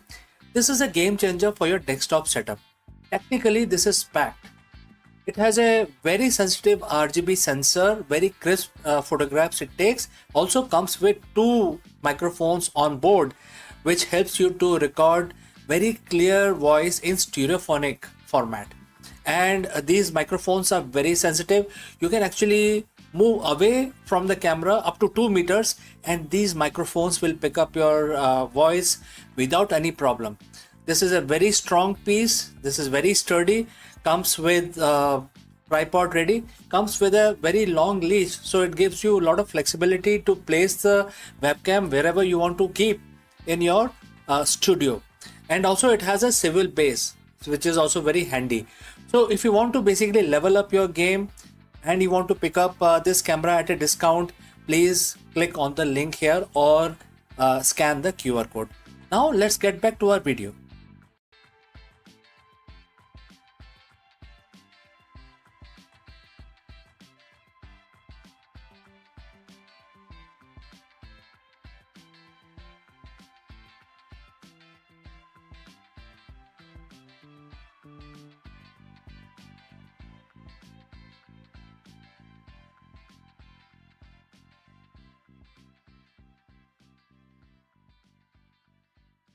Hello friends, NASA just revealed its next generation high performance space flight computing HPSC processor, a tiny system on a chip that operates nearly 500 times faster than the current space flight computers. Testing at the Jet Propulsion Laboratory JPL proves that the radiation hardened chip could completely eliminate delayed commands from mission control, allowing future rovers and deep space probe to think, navigate and troubleshoot entirely on their own. Therefore, this is very significant, and in this video we break down how this revolutionary AI chip works, how it survives the brutal radiation of deep space, and what this means for upcoming crewed and robotic missions to the moon, Mars and beyond. Let's go. Imagine you're driving a car down a busy highway, but there is a catch. Every time you turn the steering wheel or step on the brakes, it takes 20 minutes for car to actually react. Sounds like a total nightmare, right? Well, that is exactly how NASA has to drive every single rover, probe and spacecraft currently exploring our solar system. Because of the staggering distance in deep space, radio signal traveling at the speed of light can take anywhere from few minutes to several hours to travel from Earth to place like Mars or Jupiter, and then any other beyond Jupiter, few hours to get a response back. If a rover encounters a sudden hazard like crumbling ledge or an unexpected dust storm, it can't wait for ground control to tell it what to do. It has to stop, shut down and go into a protective safe mode, waiting hours or days for humans to fix the problem. But in May 2026, NASA announces a breakthrough that will challenge the rules of space exploration forever. They have officially built and begun testing a revolutionary new brain for the spacecraft, a tiny microchip that allows deep space probe to finally think, react and navigate entirely for themselves. So friends, if you have reached this far, please inform us from which city you have tuned in and in which language you are watching this video. This will help us determine the reach of our channel. Alright, let's continue. To understand how massive this upgrade is, we first need to look at the dirty little secrets in the space industry. Space computers are surprisingly ancient. The smartphone in your pocket right now is exponentially faster and much more powerful than many computers on board NASA's most advanced rovers. Why? Because the consumer electronics on Earth don't have to survive a bombardment of high energy cosmic radiation or extreme temperature swing that would instantly fry a standard silicon chip. Space agencies have historically chosen safety and rugged reliability over raw processing speed, but space exploration has reached a bottleneck. Future missions to navigate subterranean caves on Mars or to plunge through icy plumes of Europa requires intense real-time data processing that old chips simply cannot handle. Enter the HPSC, which stands for High Performance Space Flight Computing. Developed through a landmark commercial partnership between NASA, Jet Propulsion Laboratory, and Microchip Technology Inc., this processor is a marvel of engineering. It's a system on a chip, or SoC, meaning it packs an entire computer worth of central processing unit, memory, controller, advanced networking units, and computational accelerator onto a single piece of silicon that fit right into the palm of your hand. And the performance numbers, what are the performance numbers? They are absolutely staggering. Preliminary tests show that the HPSC processor provides over 100 times the total computational capacity of the current space flight computers. But even wilder, in specific operating scenarios, its peak performance bursts up to 500 times faster than the radiation hardened chip in use today. So how does this works, and how did they do it? How did they build a chip that's this fast, doesn't melt in deep space? First, the HPSC is built on an open source 64-bit RISC-V architecture, which is RISC number 5 architecture, featuring a 10-core multi-processing system. Unlike the older single-core space chips that had to handle every instructions one by one, this multi-core system can delegate tasks. But space has another massive constraint, which is power. On a distant moon or out past Saturn, solar power is nearly non-existent, and every single watt of electricity from spacecraft's nuclear battery is very precious. The HPSC handles this with unprecedented flexibility.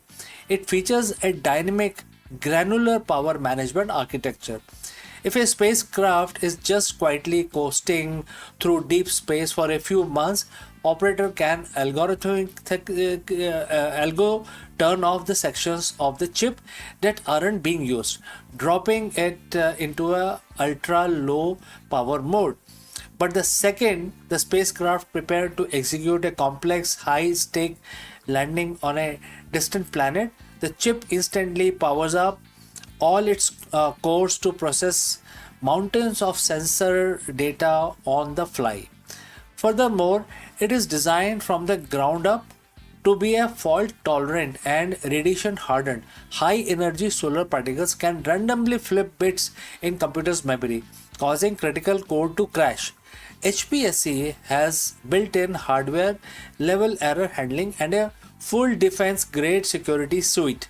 It can detect a radiation induced error, correct the corrupted data in real time, and keep running without missing a beat, all the while being millions of miles away from the nearest repair technician. Now let's talk about this what this actually enables. Why does a spacecraft need a 500 times speed boost? It all comes down to autonomy and on-board artificial intelligence. With this kind of processing muscle, a spacecraft doesn't just record data to send back to Earth. It will analyze it locally. Imagine a future rover exploring Mars.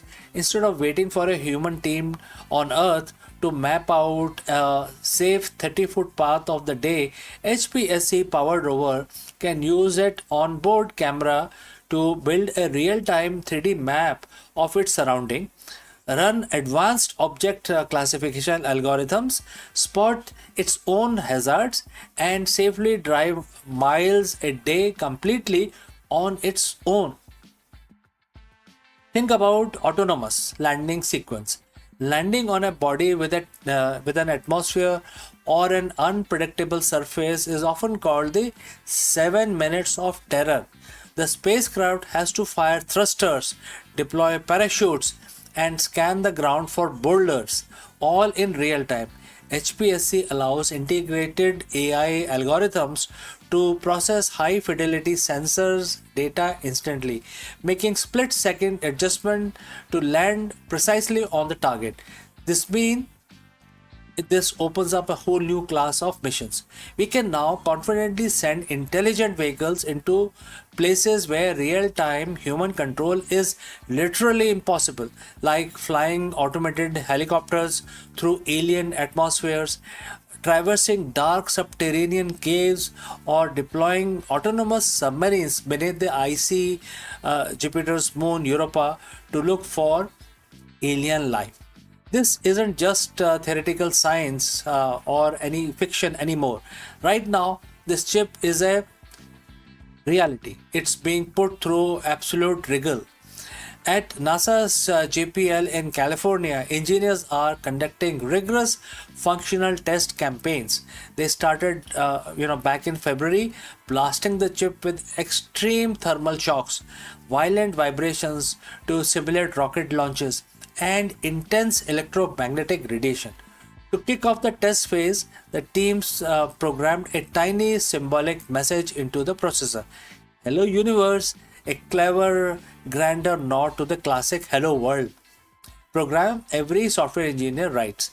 And so far, the chip has passed every single test with flying colors, proving that it functions flawlessly exactly as designed.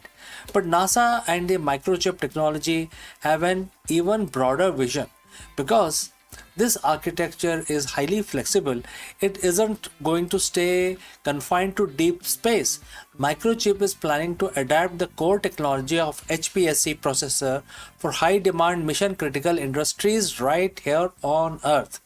We are talking about next generation commercial aviation autopilot systems, smart energy grid that can dynamically reroute power during natural disasters, advanced medical equipment, automotive manufacturing, and localized industrial AI robotics. It's another classical example of how investing in space technology radically accelerates innovation for everyday life on Earth. Once the testing phase wraps up and the HPSC chip is officially certified as space qualified, NASA plans to weave this hardware into practically everything they launch. It will power next generation Earth orbiting satellites, upcoming planetary rovers, autonomous deep space probes, and even the crewed habitat and life support system for the Artemis astronauts heading back to the moon, eventually onwards to Mars.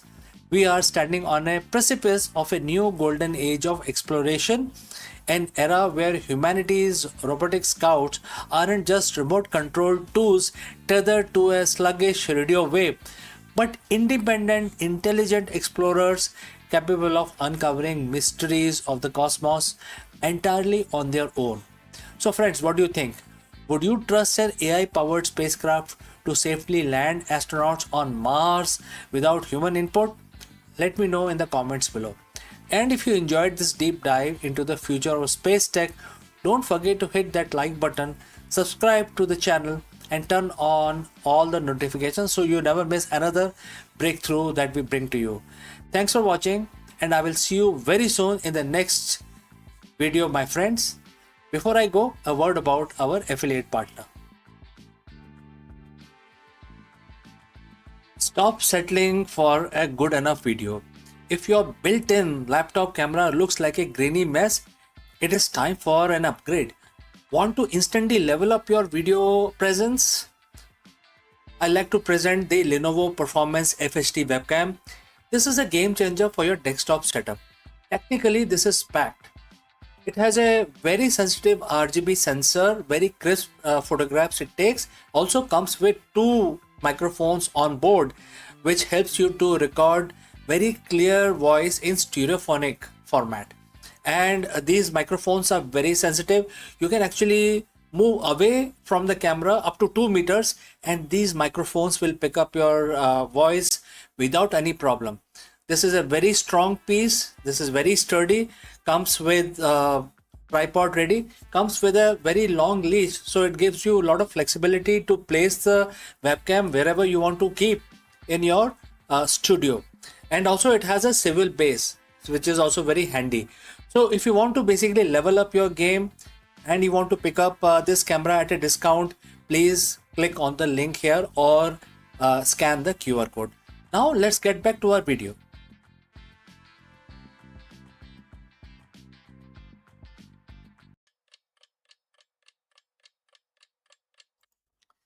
नमस्कार दोस्तों, आप सभी का स्वागत है। आज है बृहस्पतिवार और जैसा कि आप सभी लोगों को पता होगा, ज़्यादातर लोगों को पता रहता है कि बृहस्पतिवार का जो दिन होता है ये भगवान विष्णु के लिए समर्पित होता है। तो आज के दिन हम भगवान विष्णु की पूजा करते हैं, आराधना करते हैं और हर रोज की तरह अपना दिन शुरू करने से पहले हम भगवान विष्णु का नमन करेंगे, उनको याद करेंगे।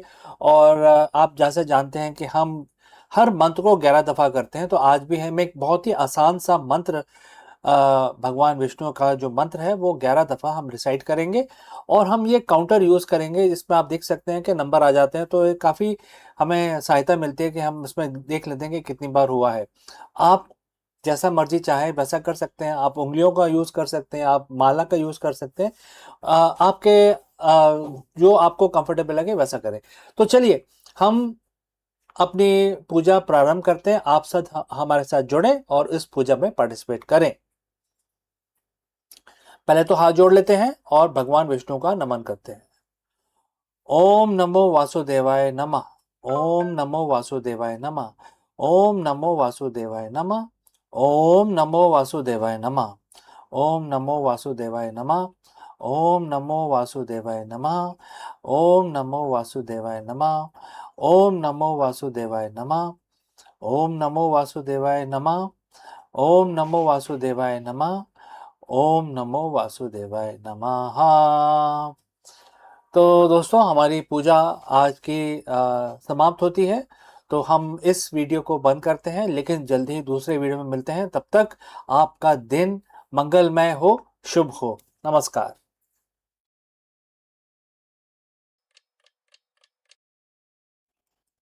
नमस्कार दोस्तों, आप सभी का स्वागत है। और आज तो मंगलवार का दिन है, आपको सबको ज्ञात है।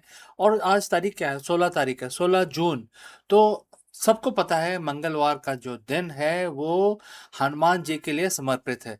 तो आज के दिन हम अपना दिन शुरू करेंगे, अपना जो वर्किंग डे है वो शुरू करेंगे भगवान जी की पूजा करके, हनुमान जी की पूजा करेंगे। और इस पूजा में हम हनुमान चालीसा का उच्चारण करेंगे, रिसाइटेशन करेंगे। तो आप सब हमारे साथ जुड़ें और हनुमान चालीसा का रिसाइटेशन हमारे साथ जुड़ के करें, इससे काफ़ी फायदा होता है। चलिए आंख बंद करके ध्यान कर लेते हैं और भगवान जी का हम नमन शुरू करते हैं। सबसे पहले जय श्री राम। श्री गुरु चरण सरोज रज, निज मन मुकुर सुधार, बरनउँ रघुबर बिमल जसु, जो दायक फलचार।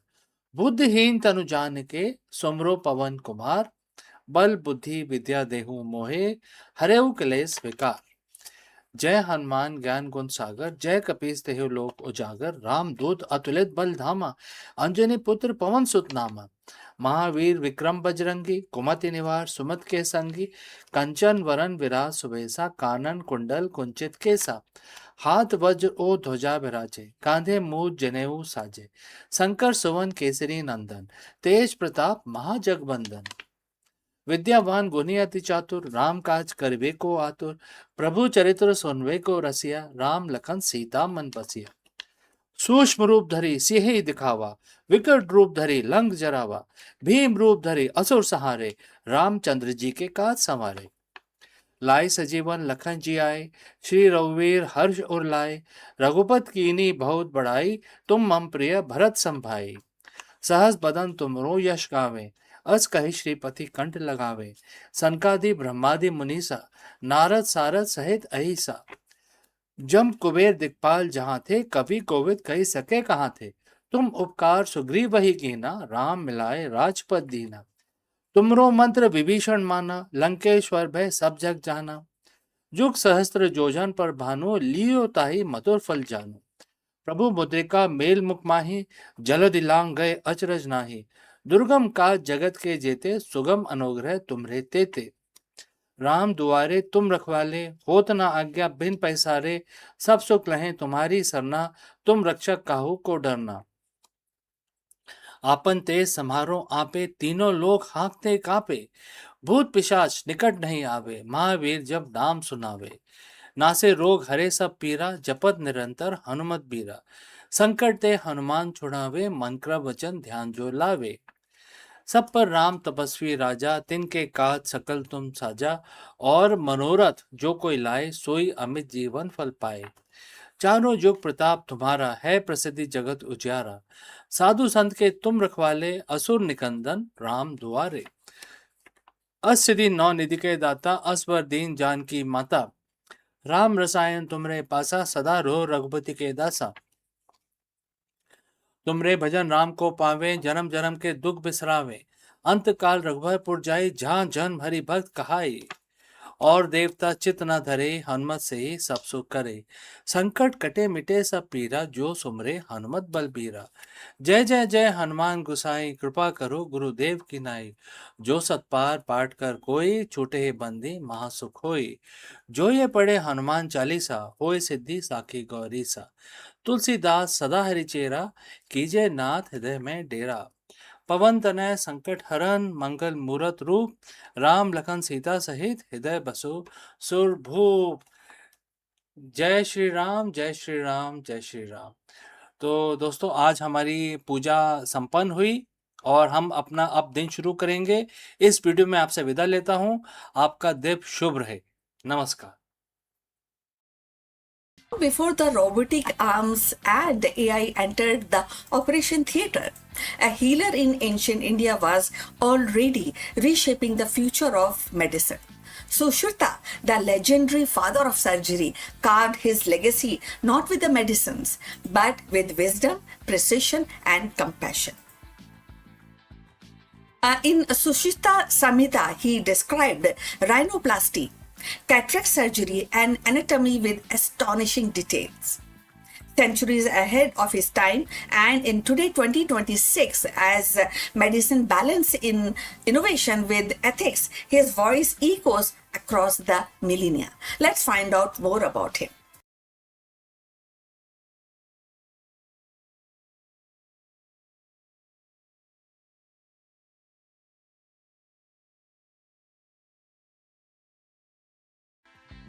In the annals of medical history, few names shines as bright as Sushruta, the ancient Indian physician whose vision and practice earned him the title of Father of Surgery.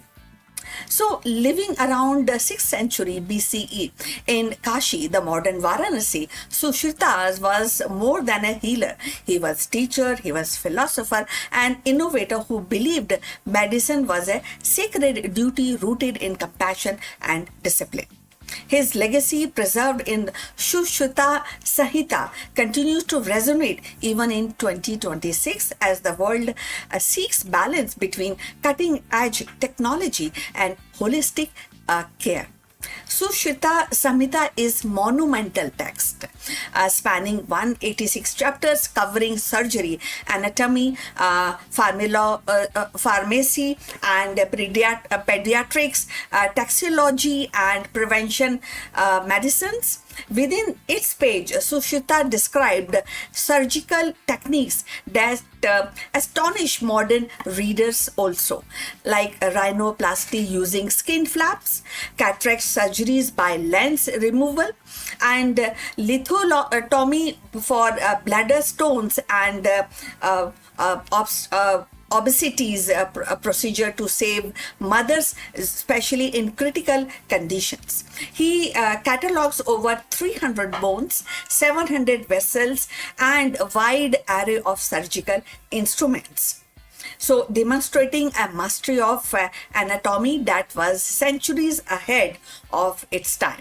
His insistence on hygiene, diets, and lifestyle as pillar of health foreshadows even the modern preventive medicines. So, if you have reached this far, please inform us from which city you have tuned in and in which language you are watching this video. This will help us to determine the reach of our channel. So, going forward on this wonderful topic, Sushita's contribution was not merely technical. He emphasized on ethics, compassion, and the morality of responsibilities of physicians.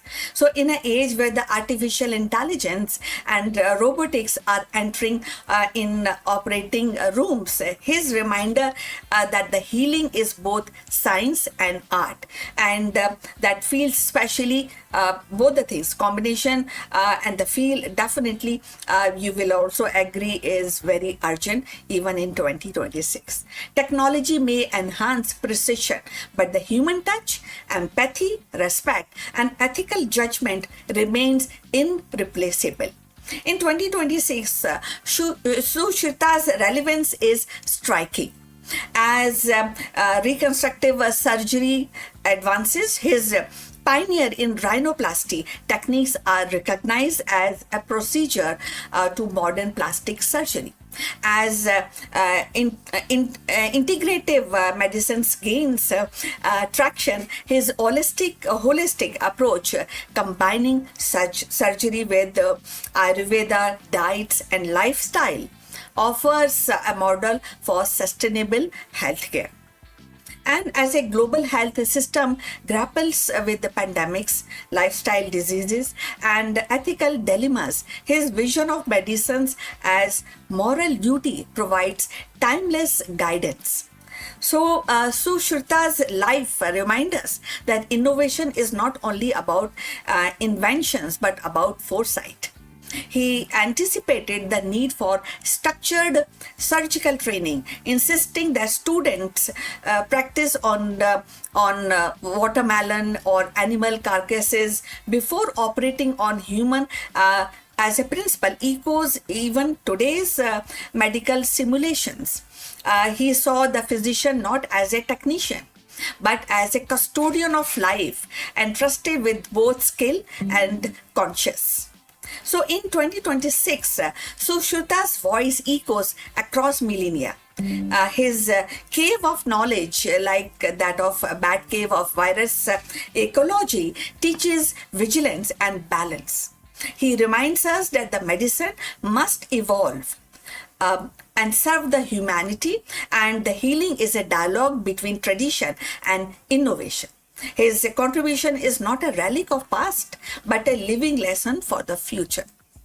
So, definitely, and this is something, his legacy is not definitely we should read, we should appreciate, and we should also follow the footstep what he has put across for human development, human health development. So his legacy, as I said, is not definitely a relic. It's a living compass pointing us towards future where the healing is both precise and compassion.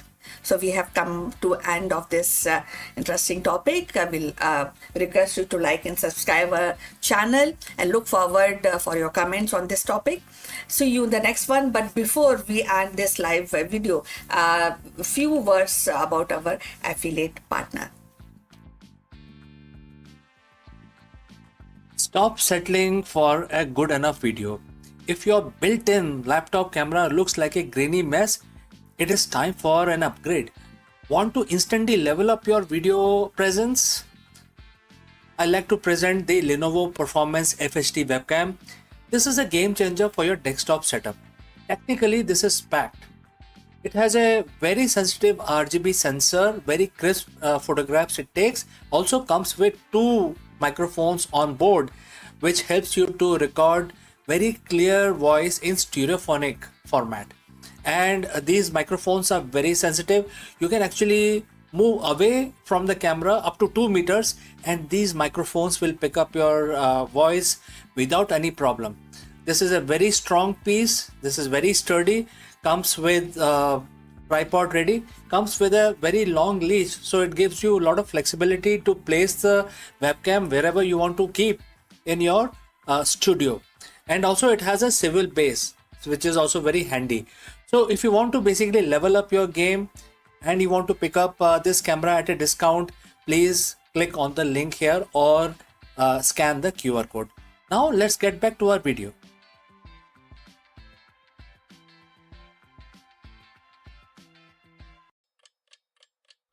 Hello दोस्तों, नमस्कार। हम सब जानते हैं कि जो market की अनिश्चितता है, जो कभी भी स्टेबल नहीं रहता है, और बहुत सारी चीज़ें होती हैं जो बिल्कुल अनस्टेबल रहती हैं मार्केट में, जैसे कि आपके डिजिटल डिसरप्शन जो हो रहा है, और कभी कभी ऐसा होता है कि गवर्नमेंट कभी नई पॉलिसीज लेके आती है।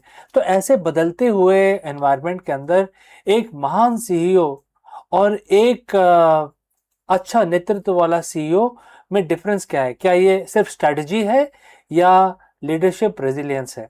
ये एक बहुत ही इंपॉर्टेंट क्वेश्चन है। इस क्वेश्चन का आंसर ढूंढने के लिए हम भगवत गीता का सहायता लेंगे और ये जानेंगे कि हमारी लीडरशिप को कैसे हम इतना स्ट्रांग बना दें कि वो बिल्कुल अनचेंजिंग सेल्फ की तरह और एक सिद्धांत की तरह सामने आए, और कोई भी लीडर अगर इस चीज़ को फॉलो करे तो कुछ भी हो जाए, किस तरह का भी मार्केट वॉलेटिलिटी हो जाए, लेकिन लीडरशिप पे कोई असर नहीं पड़ेगा। ये जानिए कैसे होगा। चलिए आगे बढ़ते हैं। देखिए दोस्तों, जो मार्केट का जो नॉइज होता है कभी नहीं रुकता, जो शोरगुल होता है वो कभी नहीं रुकता है। ये शोरगुल क्या होता है? जैसे कि क्वार्टरली प्रोजेक्शंस होते हैं, इसमें प्रोजेक्शन कभी ऊपर होते हैं कभी नीचे होते हैं। कॉम्पिटिटर डिसरप्टिवनेस होती है। कॉम्पिटिटर अपने प्रोडक्ट को कभी अच्छा करता है या अपने वैल्यूज को अच्छा करता है। कभी कभी सप्लाई चेन में फ्रैक्चर्स हो जाते हैं, और कभी कभी बोर्ड रूम में बहुत अलग तरीके के प्रेशर होते हैं, पॉलिटिकल और डिफरेंट तरीके के प्रेशर हो जाते हैं। ये एक ना रुकने वाला नोटिफिकेशन का शोर है जो हर सीईओ को सुनना पड़ता है, और इस जो नोटिफिकेशन है या नॉलेज है या इंफॉर्मेशन है, मार्केट रियलिटी जिसको हम बोलते हैं, इससे हमेशा उसको जो सीईओ है उसके दिमाग में ये रहता है, इनपुट रहता है, और उससे वो ड्राइव होता है। मतलब अगर ये इनपुट ना हो तो सीईओ को लगता है कि मुझे कुछ पता ही नहीं है मार्केट रियलिटी के बारे में, तो मैं ड्राइव नहीं कर पा रहा हूँ अपने स्ट्रेटेजी को। ये एक बहुत ही हाई फ्रिक्वेंसी हम की तरह महसूस होता है जो सीईओज होते हैं जो इस इनपुट को लेते हैं। लेकिन अगर मैं आपसे बोलूं कि इस ऐसा करने के बजाय, हाइपर विजिलेंट होने के बजाय, अगर आपको इस शोर से दूर होके फिर स्ट्रेटेजिक डिसीजन लेने का मौका मिले, तो क्या आपको लगेगा कि ये एक अच्छा तरीका है, या आपको लगेगा कि इससे हम आगे जा सकते हैं और इस शोर से दूर होके हम डिटैच होके हम डिसीजंस लें तो हमारे लिए ज़्यादा फायदेमंद रहेगा? तो इसी पॉइंट को आज हम डिस्कस करेंगे, और हम डिस्कस करेंगे इस क्वेश्चन का आंसर ढूंढेंगे भगवत गीता के चैप्टर 2 वर्स 25 से, जिसमें बहुत ही प्रोफाउंड साइकोलॉजिकल फ्रेमवर्क की व्याख्या की गई है, एंड ये आज मॉडर्न सीईओ के ऊपर एकदम लागू होता है। और ये एक मास्टर क्लास की तरह है जो एक एग्जीक्यूटिव स्टेबिलिटी की तरफ आपको ले जाता है अगर आप उसको फॉलो करें। तो दोस्तों, अगर आप यहाँ तक पहुंचे हैं तो आप हमें कृपया बताइए कि आप किस शहर से हमारा वीडियो देख रहे हैं और किस लैंग्वेज में हमारा वीडियो देखना पसंद करते हैं। चलिए आगे बढ़ते हैं। हम इस श्लोक को पढ़ेंगे। अब श्लोक में ये कहा गया है कि अपने जो चीज़ आपकी इनविजिबल है या इनकंसीवेबल है या अनचेंजेबल है, अगर इसको हम जानते हैं तो इसके ऊपर हमें ज़्यादा शौक नहीं करना चाहिए। मतलब हिंदी में आपको थोड़ा सा कन्वर्ट करके बताया मैंने, ये कि संस्कृत में है ये। नाउ अब इसको हम अप्लाई करते हैं अपने बिजनेस लैंग्वेज में, बिजनेस कॉन्टेक्स्ट के अंदर। इसमें क्या होता है कि जो हम बॉडी जिसकी हम बात कर रहे हैं, जो एक फ्रिजाइल है, इसके अंदर बहुत सारे बॉडी, मतलब कि आपका जो बिजनेस का जो शोर जो आ रहा है, जैसे कि पीएल एंड स्टेटमेंट है जो फ्लक्चुएट करता रहता है, स्टॉक प्राइजेस है जो हमेशा फ्लक्चुएट करते रहते हैं, ऑफिस स्पेस है, कभी ऑफिस आपको बढ़ाना पड़ता है, कभी आपको कम करना पड़ता है, प्रोडक्ट लॉन्चेस होते हैं, कभी कभी उनमें गड़बड़ हो जाती है, नए प्रोडक्ट लॉन्चेस होते हैं, एम्प्लॉय टर्नओवर भी होता है जो कभी कभी आपकी कंपनी को या आपको आपके लिए मुश्किल पैदा कर सकता है। लेकिन गीता के अनुसार इसको बॉडी कहा गया है क्योंकि बॉडी एक नश्वर है, ये खत्म हो जाती है। तो ये इससे इक्वेट किया गया है कि जो बॉडी है वो तो टेम्परेरी है, तो इसको आप परमानेंट कैसे मान सकते हैं? जो मार्केट जो नॉलेज है, इसको आप कैसे ये मान सकते हैं कि यही एकदम सच है, राइट? तो इससे ये बोलते हैं भगवान कृष्ण अर्जुन को ये बोलते हैं कि आप जो नश्वर चीज है, जो परमानेंट नहीं है, उसके ऊपर शौक क्यों करते हैं? तो इसी तरह से अगर आज के जो सीईओज हैं, जो मार्केट नॉलेज है, शेयर प्राइसेस है, प्रोडक्ट लॉन्चेस है, इसके ऊपर आप क्यों उतना ध्यान देते हैं? अगर इसको ना ध्यान देके बेसिक्स पे ध्यान देंगे तो हो सकता है आपके डिसीजंस अलग तरीके के आए और लॉन्ग टर्म को ध्यान में रखते हुए आए। तो एक तो ये बात होगी। दूसरा ये है कि मोस्ट सीईओज जो हैं, 100% ऑफ द सीईओज वो इसी चीज को देखते हैं, वो लॉन्ग टर्म नहीं देखते, वो देखते हैं कि मार्केट नॉलेज क्या चल रही है, शेयर प्राइस क्या चल रहा है, इस क्वार्टर में क्या होने वाला है। तो उससे क्या होता है कि आपका जो डिसीजंस है दे आर वेरी वेरी नीजर रिएक्शन के हिसाब से होते हैं, और जो आपको मार्केट बता रहा है उसी तरह से आप अपने डिसीजंस लेते हैं। अगर मार्केट आपको बता रहा है कि आप फ्लॉप होने वाले हैं तो आप हाथ पैर मारने लग जाते हैं और अपने आप को भूल जाते हैं। आप ये नहीं समझ पाते कि हमारे अंदर कितनी क्षमता है, और आप मार्केट आपको ही ड्राइव करने लगता है। मतलब मार्केट तो ड्राइव हो रहा है किसी भी तरीके से, लेकिन वो आपको भी ड्राइव करने लगता है, तो आप उसी की चपेट में आ जाते हैं। उससे क्या होता है? उससे ये होता है कि आपके जो डिसीजंस हैं वो गलत हो जाते हैं। अब आती है बात दूसरे शब्द की जो इस श्लोक में दिया गया है, उसका नाम है सेल्फ। सेल्फ का मतलब क्या है? सेल्फ का मतलब है कोर विजन, आपकी कंपनी का, आपका खुद का। और आपकी कंपनी बनी क्यों है? Why behind your organisation. आपकी कंपनी का काम क्या है? आपकी कंपनी का अनचेंजेबल मिशन क्या है? इनटेंजिबल आपकी स्ट्रेटेजी क्या है? चाहे क्वार्टर ग्रोथ 2% हो या 20%, लेकिन ऐसी क्या चीज है जो सेल्फ है, मतलब जो चेंज नहीं होती आपकी कंपनी में? तो उसको ध्यान न देके आप मार्केट वाली, जो पहले जो मार्केट का शोर है उसके ऊपर ध्यान देते हैं। इसको सेल्फ को केयर नहीं करते, लेकिन जो मार्केट से जो टेम्परेरी इंफॉर्मेशन आती है उस पे आप ज्यादा ध्यान देते हैं। तो ये जो चीज है, ये पहले तो गीता का जब हम श्लोक पढ़ते हैं तो पहले हमें समझना चाहिए कि हम किस चीज के बारे में बात करें। तो आज दो चीजों के बारे में बात हो रही है, एक है बॉडी, दूसरा है self. Body is market noise और सेल्फ इज योर स्ट्रेटेजी, आपका मिशन, एक्सेट्रा। अब आप देखिए, कोई सर्जन है जो एक सीईओ के समान है, कभी भी फियर से पैरालाइज नहीं होता है। मतलब जो पेशेंट पे के ऊपर जो वो काम कर रहे होते हैं, अपना उनके ऊपर उपचार या इलाज कर रहे होते हैं, तो कभी इतना इमोशनल नहीं होते हैं। क्यों? इसका मतलब यही है कि अगर वो इमोशनल हो जाएंगे तो वो पेशेंट की ठीक तरीके से इलाज नहीं कर पाएंगे। तो इसी तरीके से सीईओ इतना इमोशनल नहीं होना चाहिए मार्केट नॉलेज को लेकर। अपने बेसिक, अपनी सेल्फ के ऊपर ज़्यादा ध्यान देना चाहिए, और अपने जो स्ट्रेटजी है उसको ऑपरेशनलाइज करने के लिए उसको एक लॉन्ग टर्म स्ट्रेटजी बनानी चाहिए जो बिल्कुल चेंज ना हो, कभी चेंज ना हो, अनचेंजेबल जिसको बोलते हैं। तो भगवान कृष्ण ने बताया कि आपकी स्ट्रेटजी, आपका मिशन, आपकी वैल्यूज बिल्कुल अनचेंजेबल होनी चाहिए। अब इन चीज़ों को हम करेंगे कैसे? अगर आपको आज ये करना हुआ तो ऑब्वियसली एक दिन में तो ये हो नहीं पाएगा। तो 3-4 चीज़ें मैं अपनी तरफ से आपको बताता हूँ जो आपको प्रैक्टिस करनी है। पहला है सेल्फ ऑडिट। आप किसी भी डिसीजन कोई भी डिसीजन लेने से पहले आप पहले इस सिचुएशन का ऑडिट कर लें।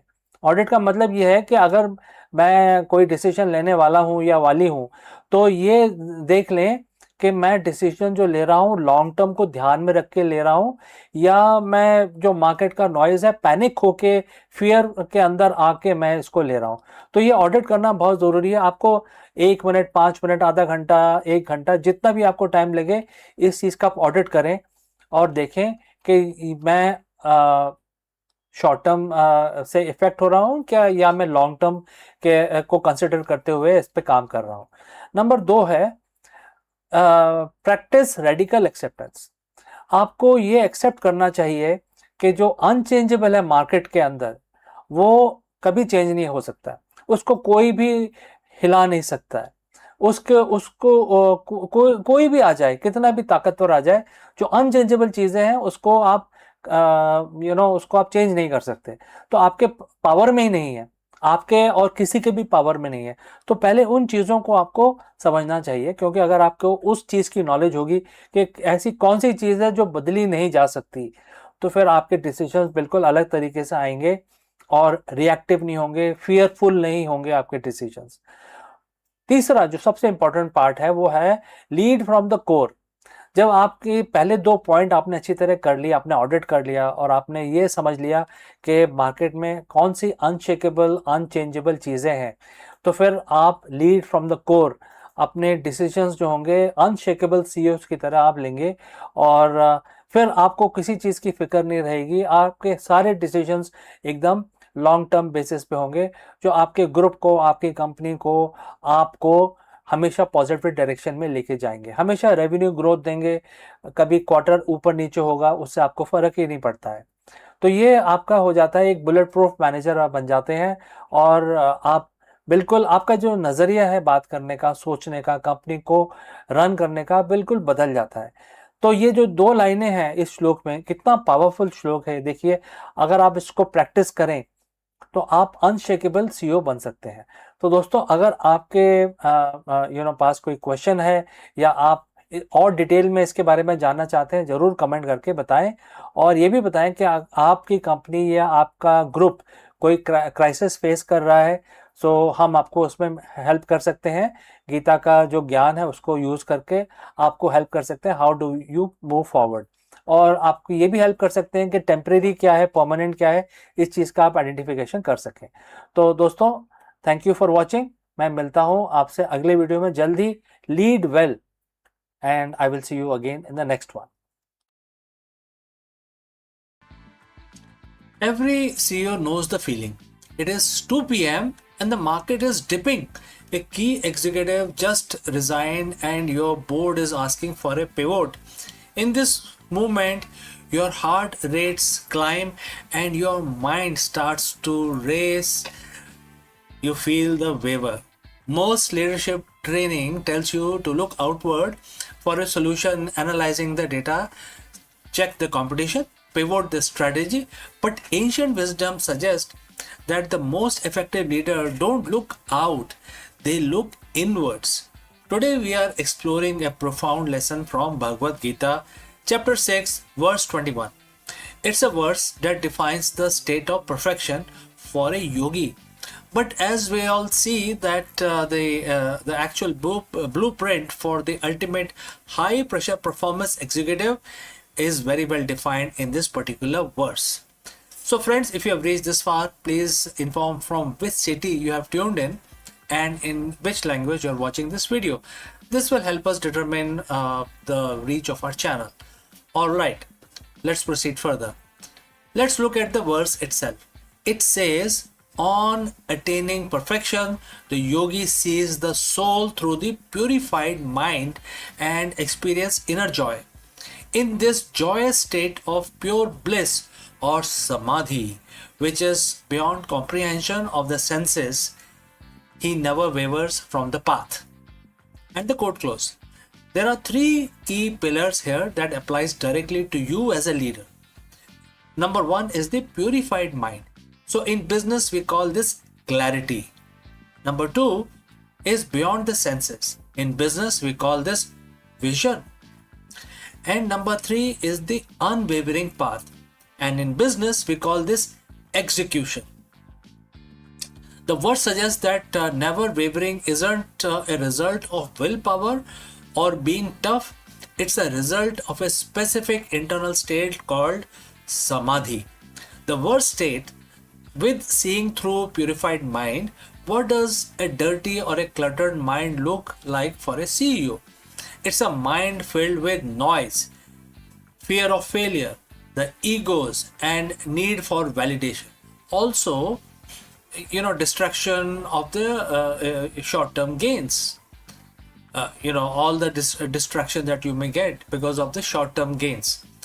When your mind is cluttered, you aren't seeing reality. You are seeing a projection of the reality. You react to the news rather than responding to the truth. Learning in the context of this verse isn't about reading more spreadsheets. It's about purifying the lens. When a leader purifies their mind through meditation, reflection, or radical honesty, they see the soul of the business. They see the core purpose, and when you see the core clearly, the external chaos loses its power, which would eventually distracted you. But then you are, saving yourself from that distraction. Next, the Gita mentions a joy that is beyond comprehension of the senses. This is the part which most business schools miss. We are taught to rely entirely on our senses. What we can see in a report, hear in a meeting, or touch in a product. But the most iconic leaders think like Steve Jobs, Indra Nooyi, or Howard Schultz often made their biggest move based on something beyond the senses. They had an inner conviction that defied the current data. Bhagavad Gita calls this samadhi. For a CEO, this is the flow state. It is that moment where you are so aligned with your purpose that you experience a quiet inner joy even in the middle of a crisis. Why is this joy important? Because if your happiness depends on your stock price, which is a sensory input, you will waver every time the market fluctuates. But if your joy comes from an internal alignment with your mission, you become a bulletproof CEO. The final promise of the verse is the most important, and that is, he never wavers from the path. In the corporate world, wavering is expensive. It leads to confused teams, wasted resources, and lost market share. Leaders waver because they are searching for external certainty. But as verse 21 teaches us, certainty is an inside job.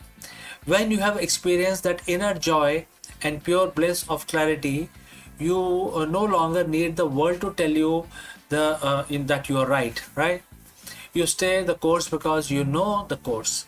This isn't stubbornness. Stubbornness is an ego-driven refusal to change. Unwavering leadership is a soul-driven commitment to a truth that you have perceived through clear mind. So how do you apply this today?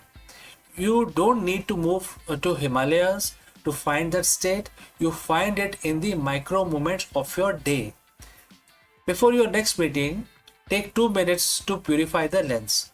Strip away the ego and the fear. Ask, what is the core truth here? When things go wrong, check your joy. If your peace is gone, you have slipped back into the world of senses. Reconnect with your why. Commit to the path. Once you see the truth through a clear mind, trust it. The best leaders never waver because they aren't following the world. They are leading from a place where the world cannot touch them. So friends, go forth and lead with that unshakable clarity. We have come to the end of our lesson today. Before I close this session, a word about our affiliate partner. Stop settling for a good enough video. If your built-in laptop camera looks like a grainy mess, it is time for an upgrade. Want to instantly level up your video presence? I like to present the Lenovo Performance FHD webcam. This is a game changer for your desktop setup. Technically, this is packed. It has a very sensitive RGB sensor, very crisp photographs it takes. Also comes with two microphones on board, which helps you to record very clear voice in stereophonic format. And these microphones are very sensitive.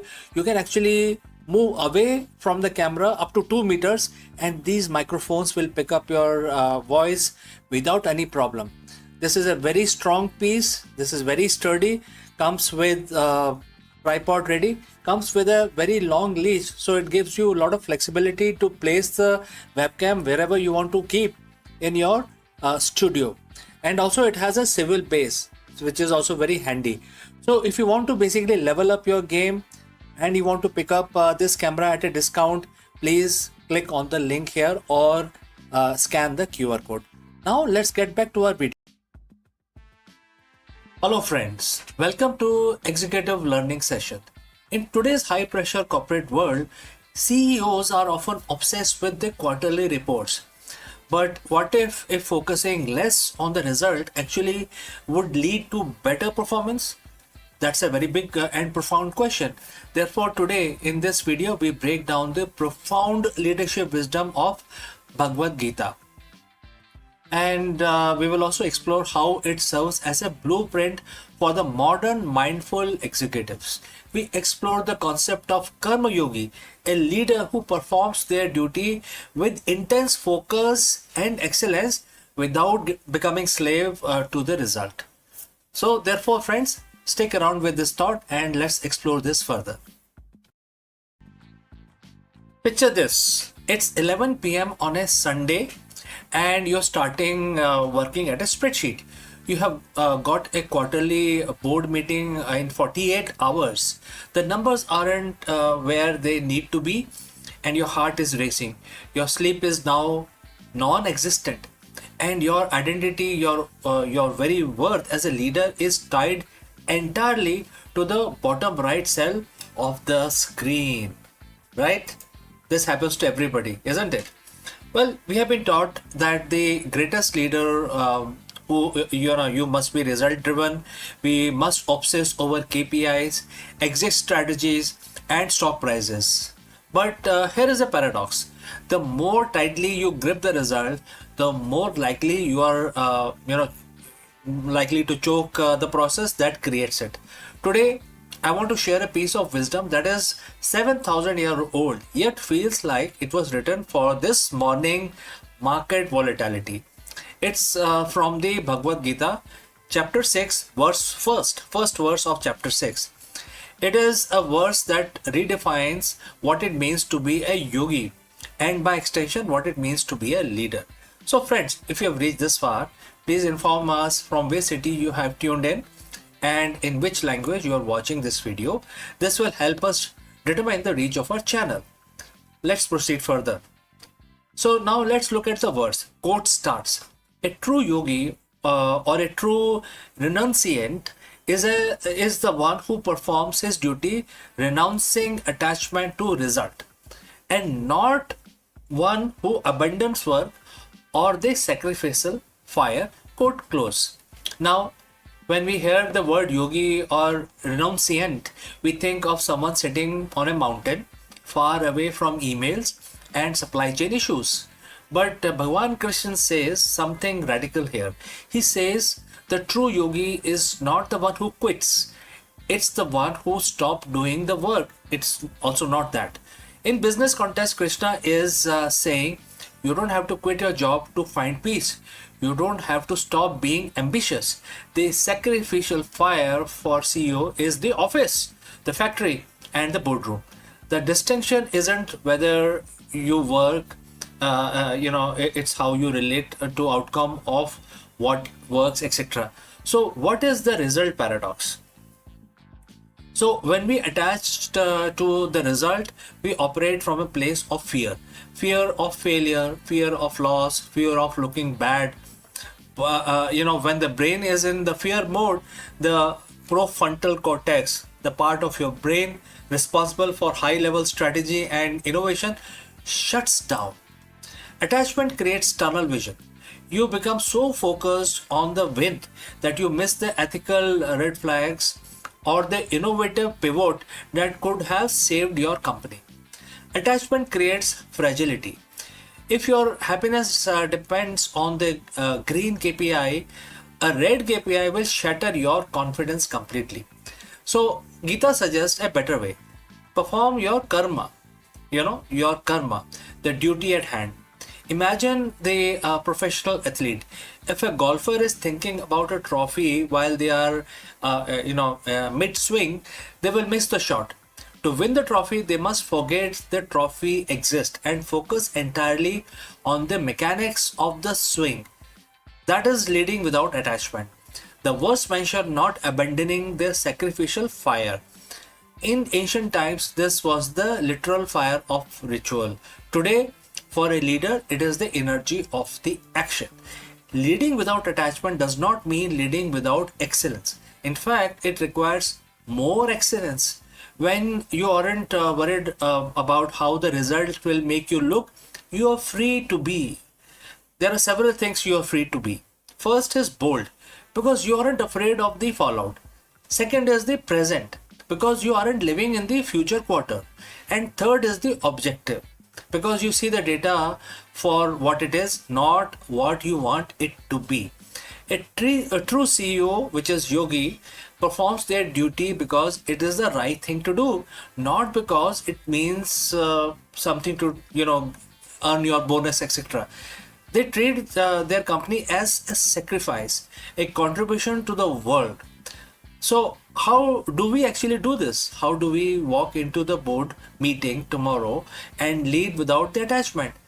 There are few ideas which I want to share with you. First is shift from what to how.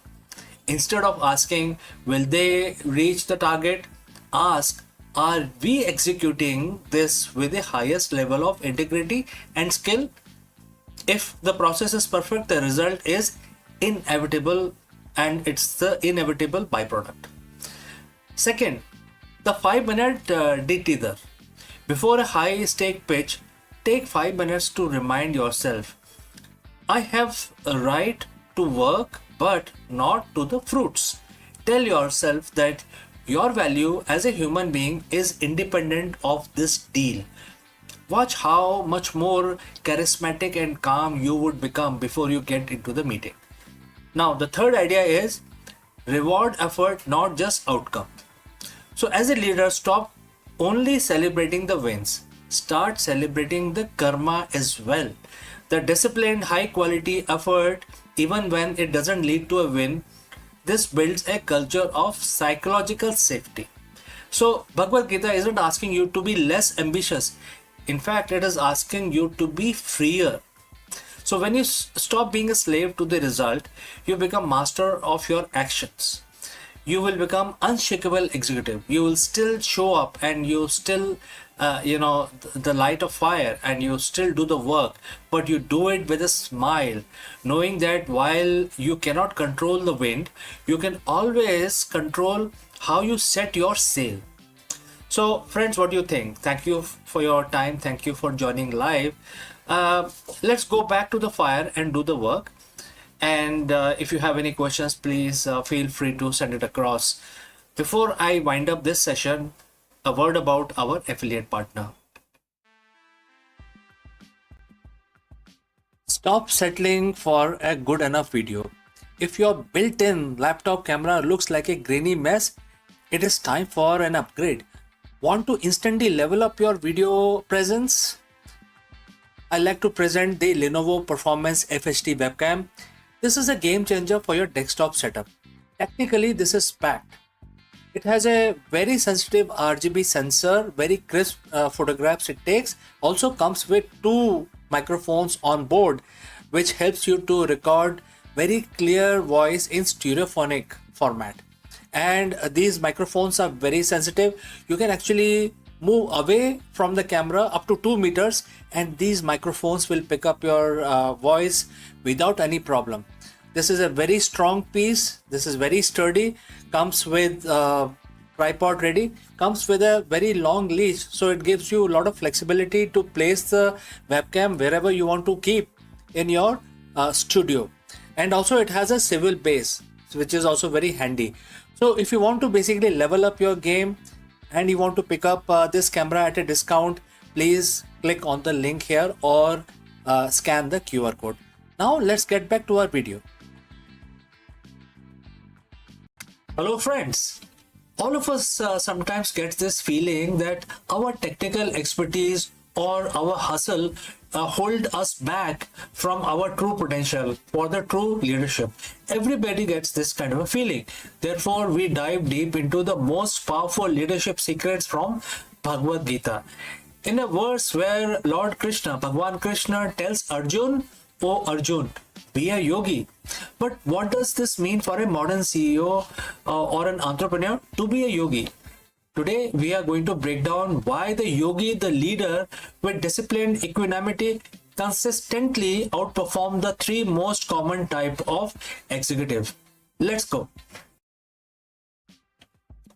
In the modern corporate world, we are taught that to win, you must be a specialist.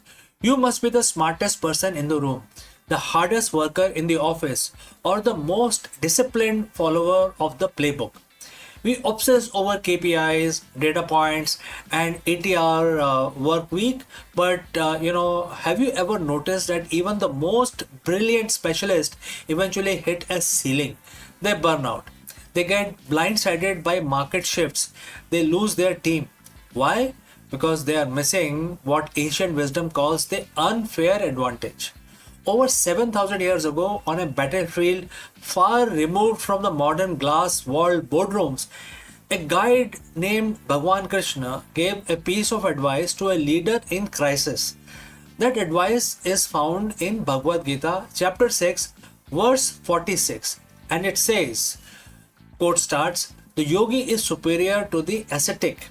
He is deemed superior even to the man of knowledge, and he is superior to the man of ritual action. Therefore, O Arjun, be a yogi." Today, we are going to translate this ancient code into a roadmap for the 21st century leadership. We are going to explore why a yogi beats a specialist every single time. So friends, if you have reached this far, please inform us from which city you have tuned in and in which language you are watching this video. This will help us determine the reach of our channel. Moving on, what are the different kinds of most common executives? First is aesthetic, which in Sanskrit known as tapasvi. In Gita, tapasvi is someone who practices extreme self-denial. In the corporate world, this is the grind culture CEO. They are the first one in and last one out. They sacrifice sleep, family, health. They believe that if they just suffer more than the competition, they will win. But Krishna warns us, sheer endurance without balance leads to a narrow vision. Number 2 is Jnani, which is the man of knowledge. This is the data-driven specialist, the CEO with Ivy League pedigree and the analytics mind that can spot a trend in a spreadsheet from miles away. They have the facts, but they often lack wisdom. They are paralyzed by the data if the data is missing, and they often struggle to connect with the human element of their business. Number 3 is Karmi, the man of ritual action. This is a process-driven executive. They live by SOPs.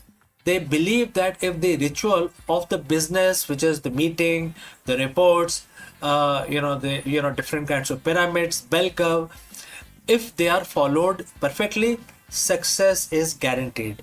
But when the world changes, they are too rigid to pivot. Bhagwan Krishna says yogi is better than all three. Why? Because the yogi CEO is a leader who has mastered their inner environment. They don't just possess knowledge, they possess clarity. They don't just work hard, they work purposefully. They don't just follow process, they follow a vision. A yogi's unfair advantage is equanimity. Think about the last time your company faced a crisis. Did you react out of fear?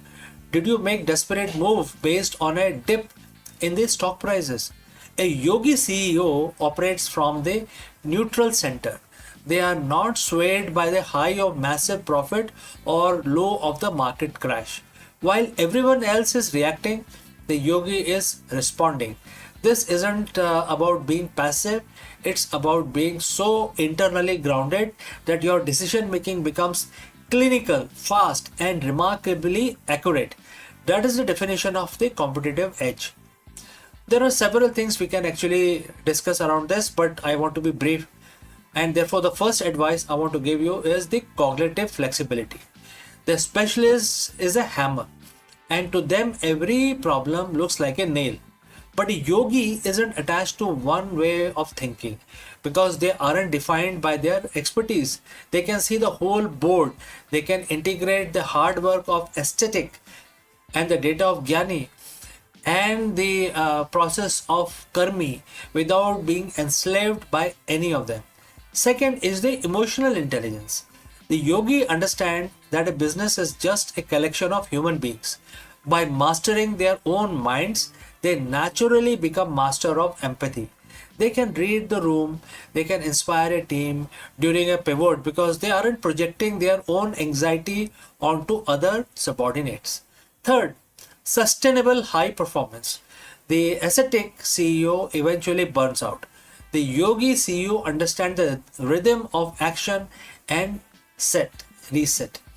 They operate with sense of detachment and therefore detached engagement.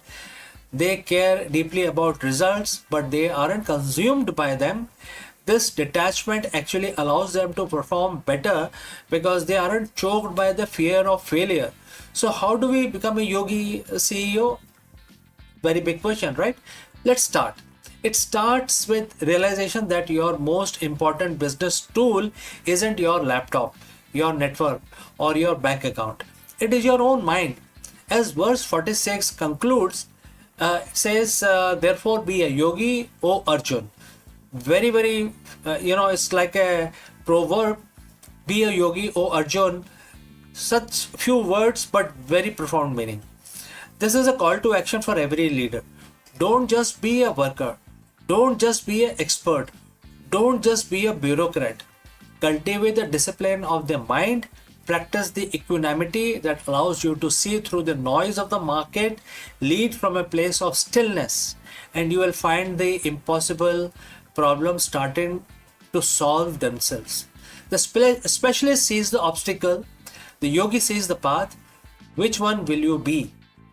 Let me know in the comments below. Before I part ways today, a few words about our affiliate partner. Stop settling for a good enough video. If your built-in laptop camera looks like a grainy mess, it is time for an upgrade. Want to instantly level up your video presence? I like to present the Lenovo Performance FHD webcam. This is a game changer for your desktop setup. Technically, this is packed. It has a very sensitive RGB sensor, very crisp photographs it takes. Also comes with two microphones on board, which helps you to record very clear voice in stereophonic format. And these microphones are very sensitive. You can actually move away from the camera up to 2 meters, and these microphones will pick up your voice without any problem. This is a very strong piece. This is very sturdy. Comes with tripod ready. Comes with a very long leash, so it gives you a lot of flexibility to place the webcam wherever you want to keep in your studio. And also it has a swivel base, which is also very handy. So if you want to basically level up your game and you want to pick up this camera at a discount, please click on the link here or scan the QR code. Now let's get back to our video.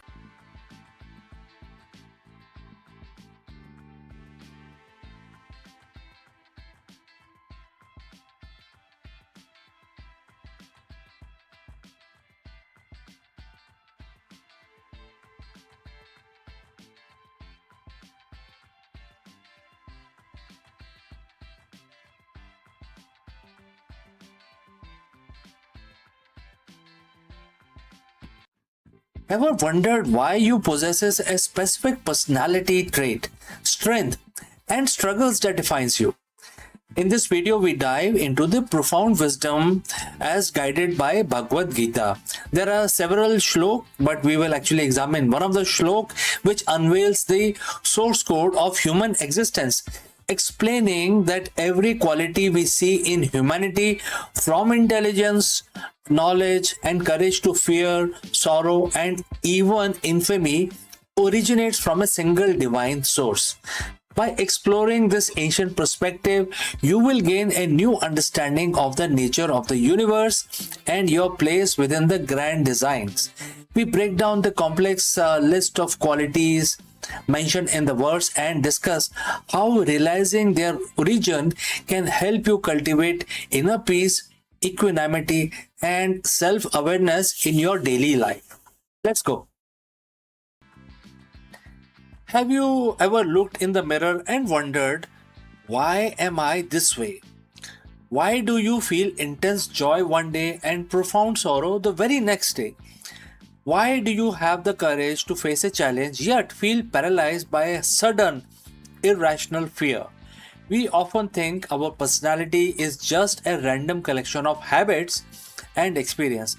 But what if there was a blueprint?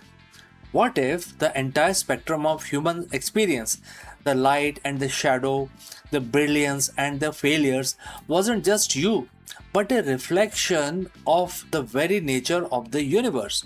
Today we are decoding one of the most profound verses in the ancient wisdom, which is Bhagavad Gita, chapter 10, verse 5. It is quite literally the source code of human existence. So in chapter 10, Bhagwan Krishna is revealing his vibhuti, his divine manifestation. He is explaining that he is not just a distant force, but the active underlying reality behind everything we perceive. The verse reads like this, and the quote starts: intelligence, knowledge, clarity of thoughts, forgiveness, truthfulness, sense control, mind control, joy, sorrow, birth, death, fear, courage, non-violence, equanimity, contentment, austerity, charity, fame, and infamy. These diverse qualities of living beings are created by me alone. And the quote close. So when you look at this list, you'll see a paradox. Most spiritual teaching tells you to seek joy and avoid sorrow. But here Bhagwan Krishna says both come from the same source. This is a massive shift in perspective. It suggests that your entire emotional and psychological landscape is not an accident. So friends, if you have reached this far, please inform us from which city you have tuned in and in which language you are watching this video. This will help us determine the reach of our channel. Alright, let's proceed further. Let's break this down. Bhagwan Krishna lists 20 qualities. Think of these as the primary color of the human consciousness. The intellectual cluster. Let's start with this. The intelligence, knowledge, clarity. These are the tools we use to navigate the material world. Next is the moral cluster, which is forgiveness, truthfulness, non-violence. These are the traits of stabilized society. Next is the emotional duality cluster. This is the most fascinating part. Joy and sorrow, birth and death, fear and courage, fame and infamy. We would, why would their divine claim to be the source of infamy or fear? This is the crux of the hidden blueprint. The universe is a playground of duality. You cannot understand the concept of courage if you have never experienced fear. You cannot appreciate joy without the contrast of sorrow. By acknowledging that all these states arise from the same divine source, you stop labeling your emotions as good or bad. Instead, you begin to see them as weather patterns of the soul. They are transient state that passes through the framework of your being. So, how do we, use this?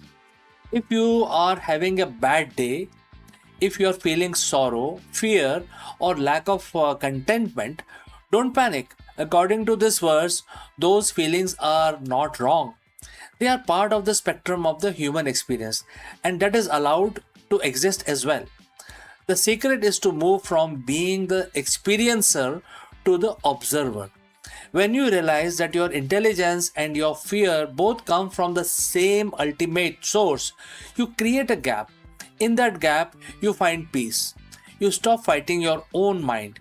You start accepting the full, vibrant, and messy spectrum of the human life as it is, rather than how you wish to wear it, right?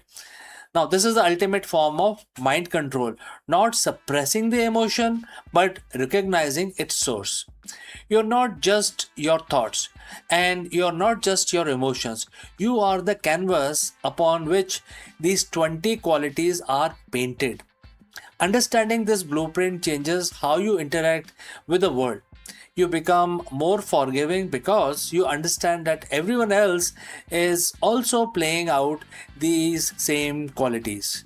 You become more equanimous because you now know that every high and every low is just a part of a grand design. And friends, I want you to think about the quality from that list today. Just one of them, maybe one you have been struggling with. How does your perspective changes if you see it in not as a flaw but as a thread in the blueprint of your existence? So do let me know if you have any questions. We can discuss this further as well on one-on-one basis. All right, friends, so we have come to the end. Before I close this live stream, I would like to speak few words about our affiliate partner. Stop settling for a good enough video. If your built-in laptop camera looks like a grainy mess, it is time for an upgrade. Want to instantly level up your video presence? I like to present the Lenovo Performance FHD webcam. This is a game changer for your desktop setup. Technically, this is packed. It has a very sensitive RGB sensor, very crisp photographs it takes. Also comes with two microphones on board, which helps you to record very clear voice in stereophonic format. And these microphones are very sensitive. You can actually move away from the camera up to 2 meters and these microphones will pick up your voice without any problem. This is a very strong piece. This is very sturdy. Comes with tripod ready, comes with a very long leash, so it gives you a lot of flexibility to place the webcam wherever you want to keep in your studio. And also it has a swivel base, which is also very handy.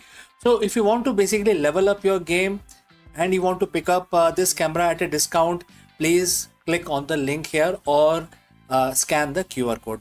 Now let's get back to our video.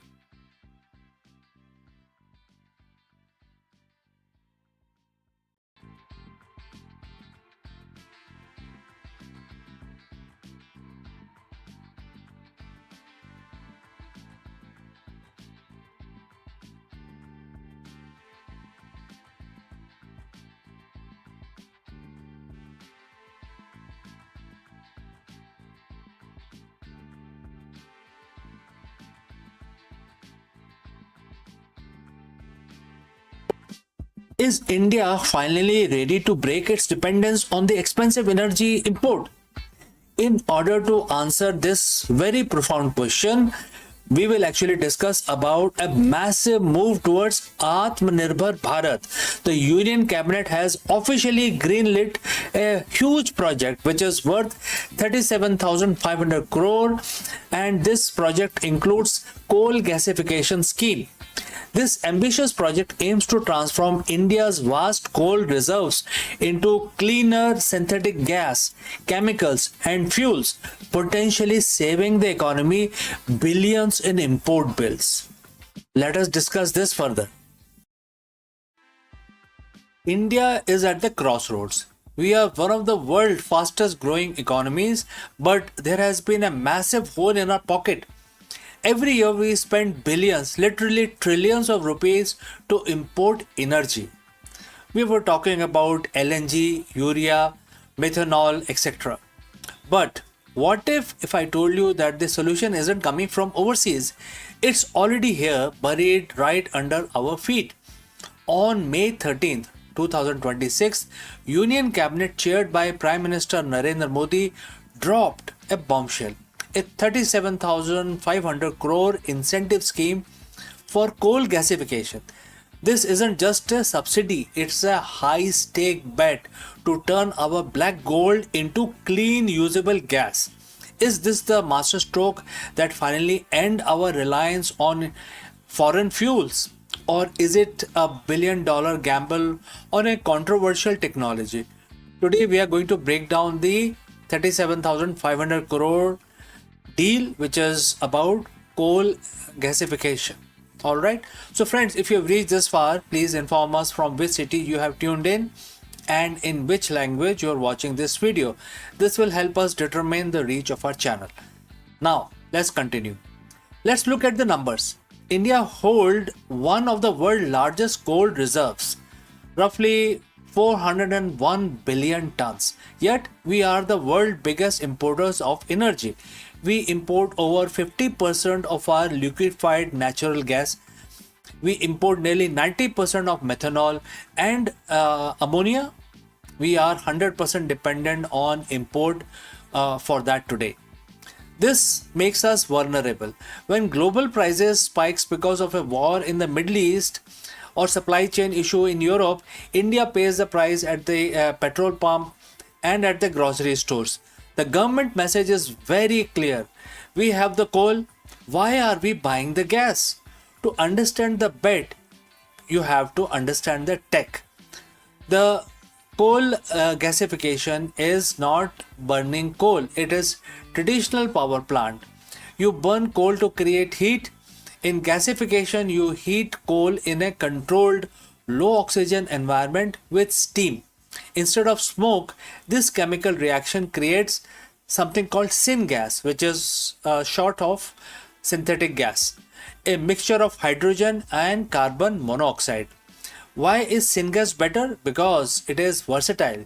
You can turn it into electricity. You can, also chemicals like methanol and ammonia for fertilizers.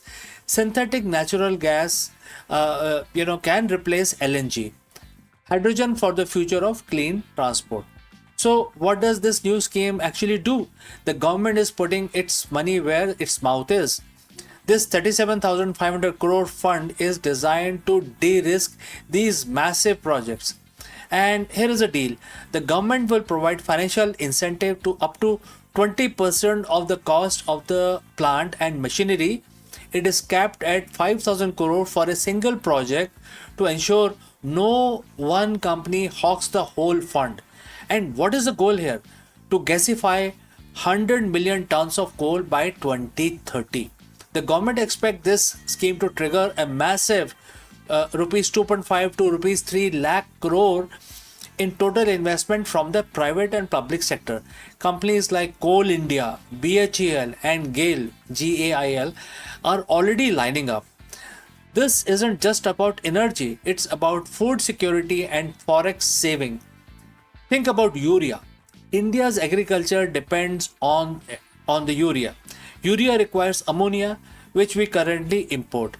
By making ammonia from domestic coal, we insulate our farmers from the global price shocks and the forex factor. In 2025 alone, our import bill for these products was a staggering 2.77 lakh crores. If you can cut even a quarter of that, it is a massive win for the Indian rupee. Plus, this scheme is technology agnostic, meaning it encourages indigenous Indian technology, reducing our reliance on foreign contractors. Now, let's address the elephant in the room: the environment. Is coal, ever truly clean? Technically, coal gasification is cleaner than burning coal. It allows for easier capture of CO2 and removes pollutant like sulfur before the gas is used. However, it is still a fossil fuel. Critics argue that the overall carbon footprint is still significant unless we add carbon capture and storage (CCS) technology. But for India, this is a bridge technology. It's like a, for some temporary measures. We can switch to 100% solar overnight without risking blackouts. Gasification allows us to use our existing coal more efficiently while we build our renewable grid. The 37,500 crore is a massive bet. If it works, India could save billions, create thousands of jobs, and finally stop being at the mercy of the global oil and gas market. The target is 2030, 100 million tons. One giant leap for Indian energy, and therefore, friends, this is very, very significant. And I like to know what you think. Is coal gasification right? A bridge to a cleaner future, or should we have put this 37,000 crore directly into solar and wind? Do let me know your thoughts in the comments below, and don't forget to like this video if you found this helpful, and subscribe for more deep dives into Indian economy, India's future. And friends, if you have any further questions, please do not hesitate to send your questions as well. I will see you in the next one. Before I leave, a word about our affiliate partner. Stop settling for a good enough video. If your built-in laptop camera looks like a grainy mess, it is time for an upgrade. Want to instantly level up your video presence? I like to present the Lenovo Performance FHD webcam. This is a game changer for your desktop setup. Technically, this is packed. It has a very sensitive RGB sensor, very crisp photographs it takes. Also comes with two microphones on board, which helps you to record very clear voice in stereophonic format. And these microphones are very sensitive. You can actually move away from the camera up to 2 meters, and these microphones will pick up your voice without any problem. This is a very strong piece. This is very sturdy. Comes with tripod ready. Comes with a very long leash, so it gives you a lot of flexibility to place the webcam wherever you want to keep in your studio. And also it has a swivel base, which is also very handy. So if you want to basically level up your game and you want to pick up this camera at a discount, please click on the link here or scan the QR code. Now let's get back to our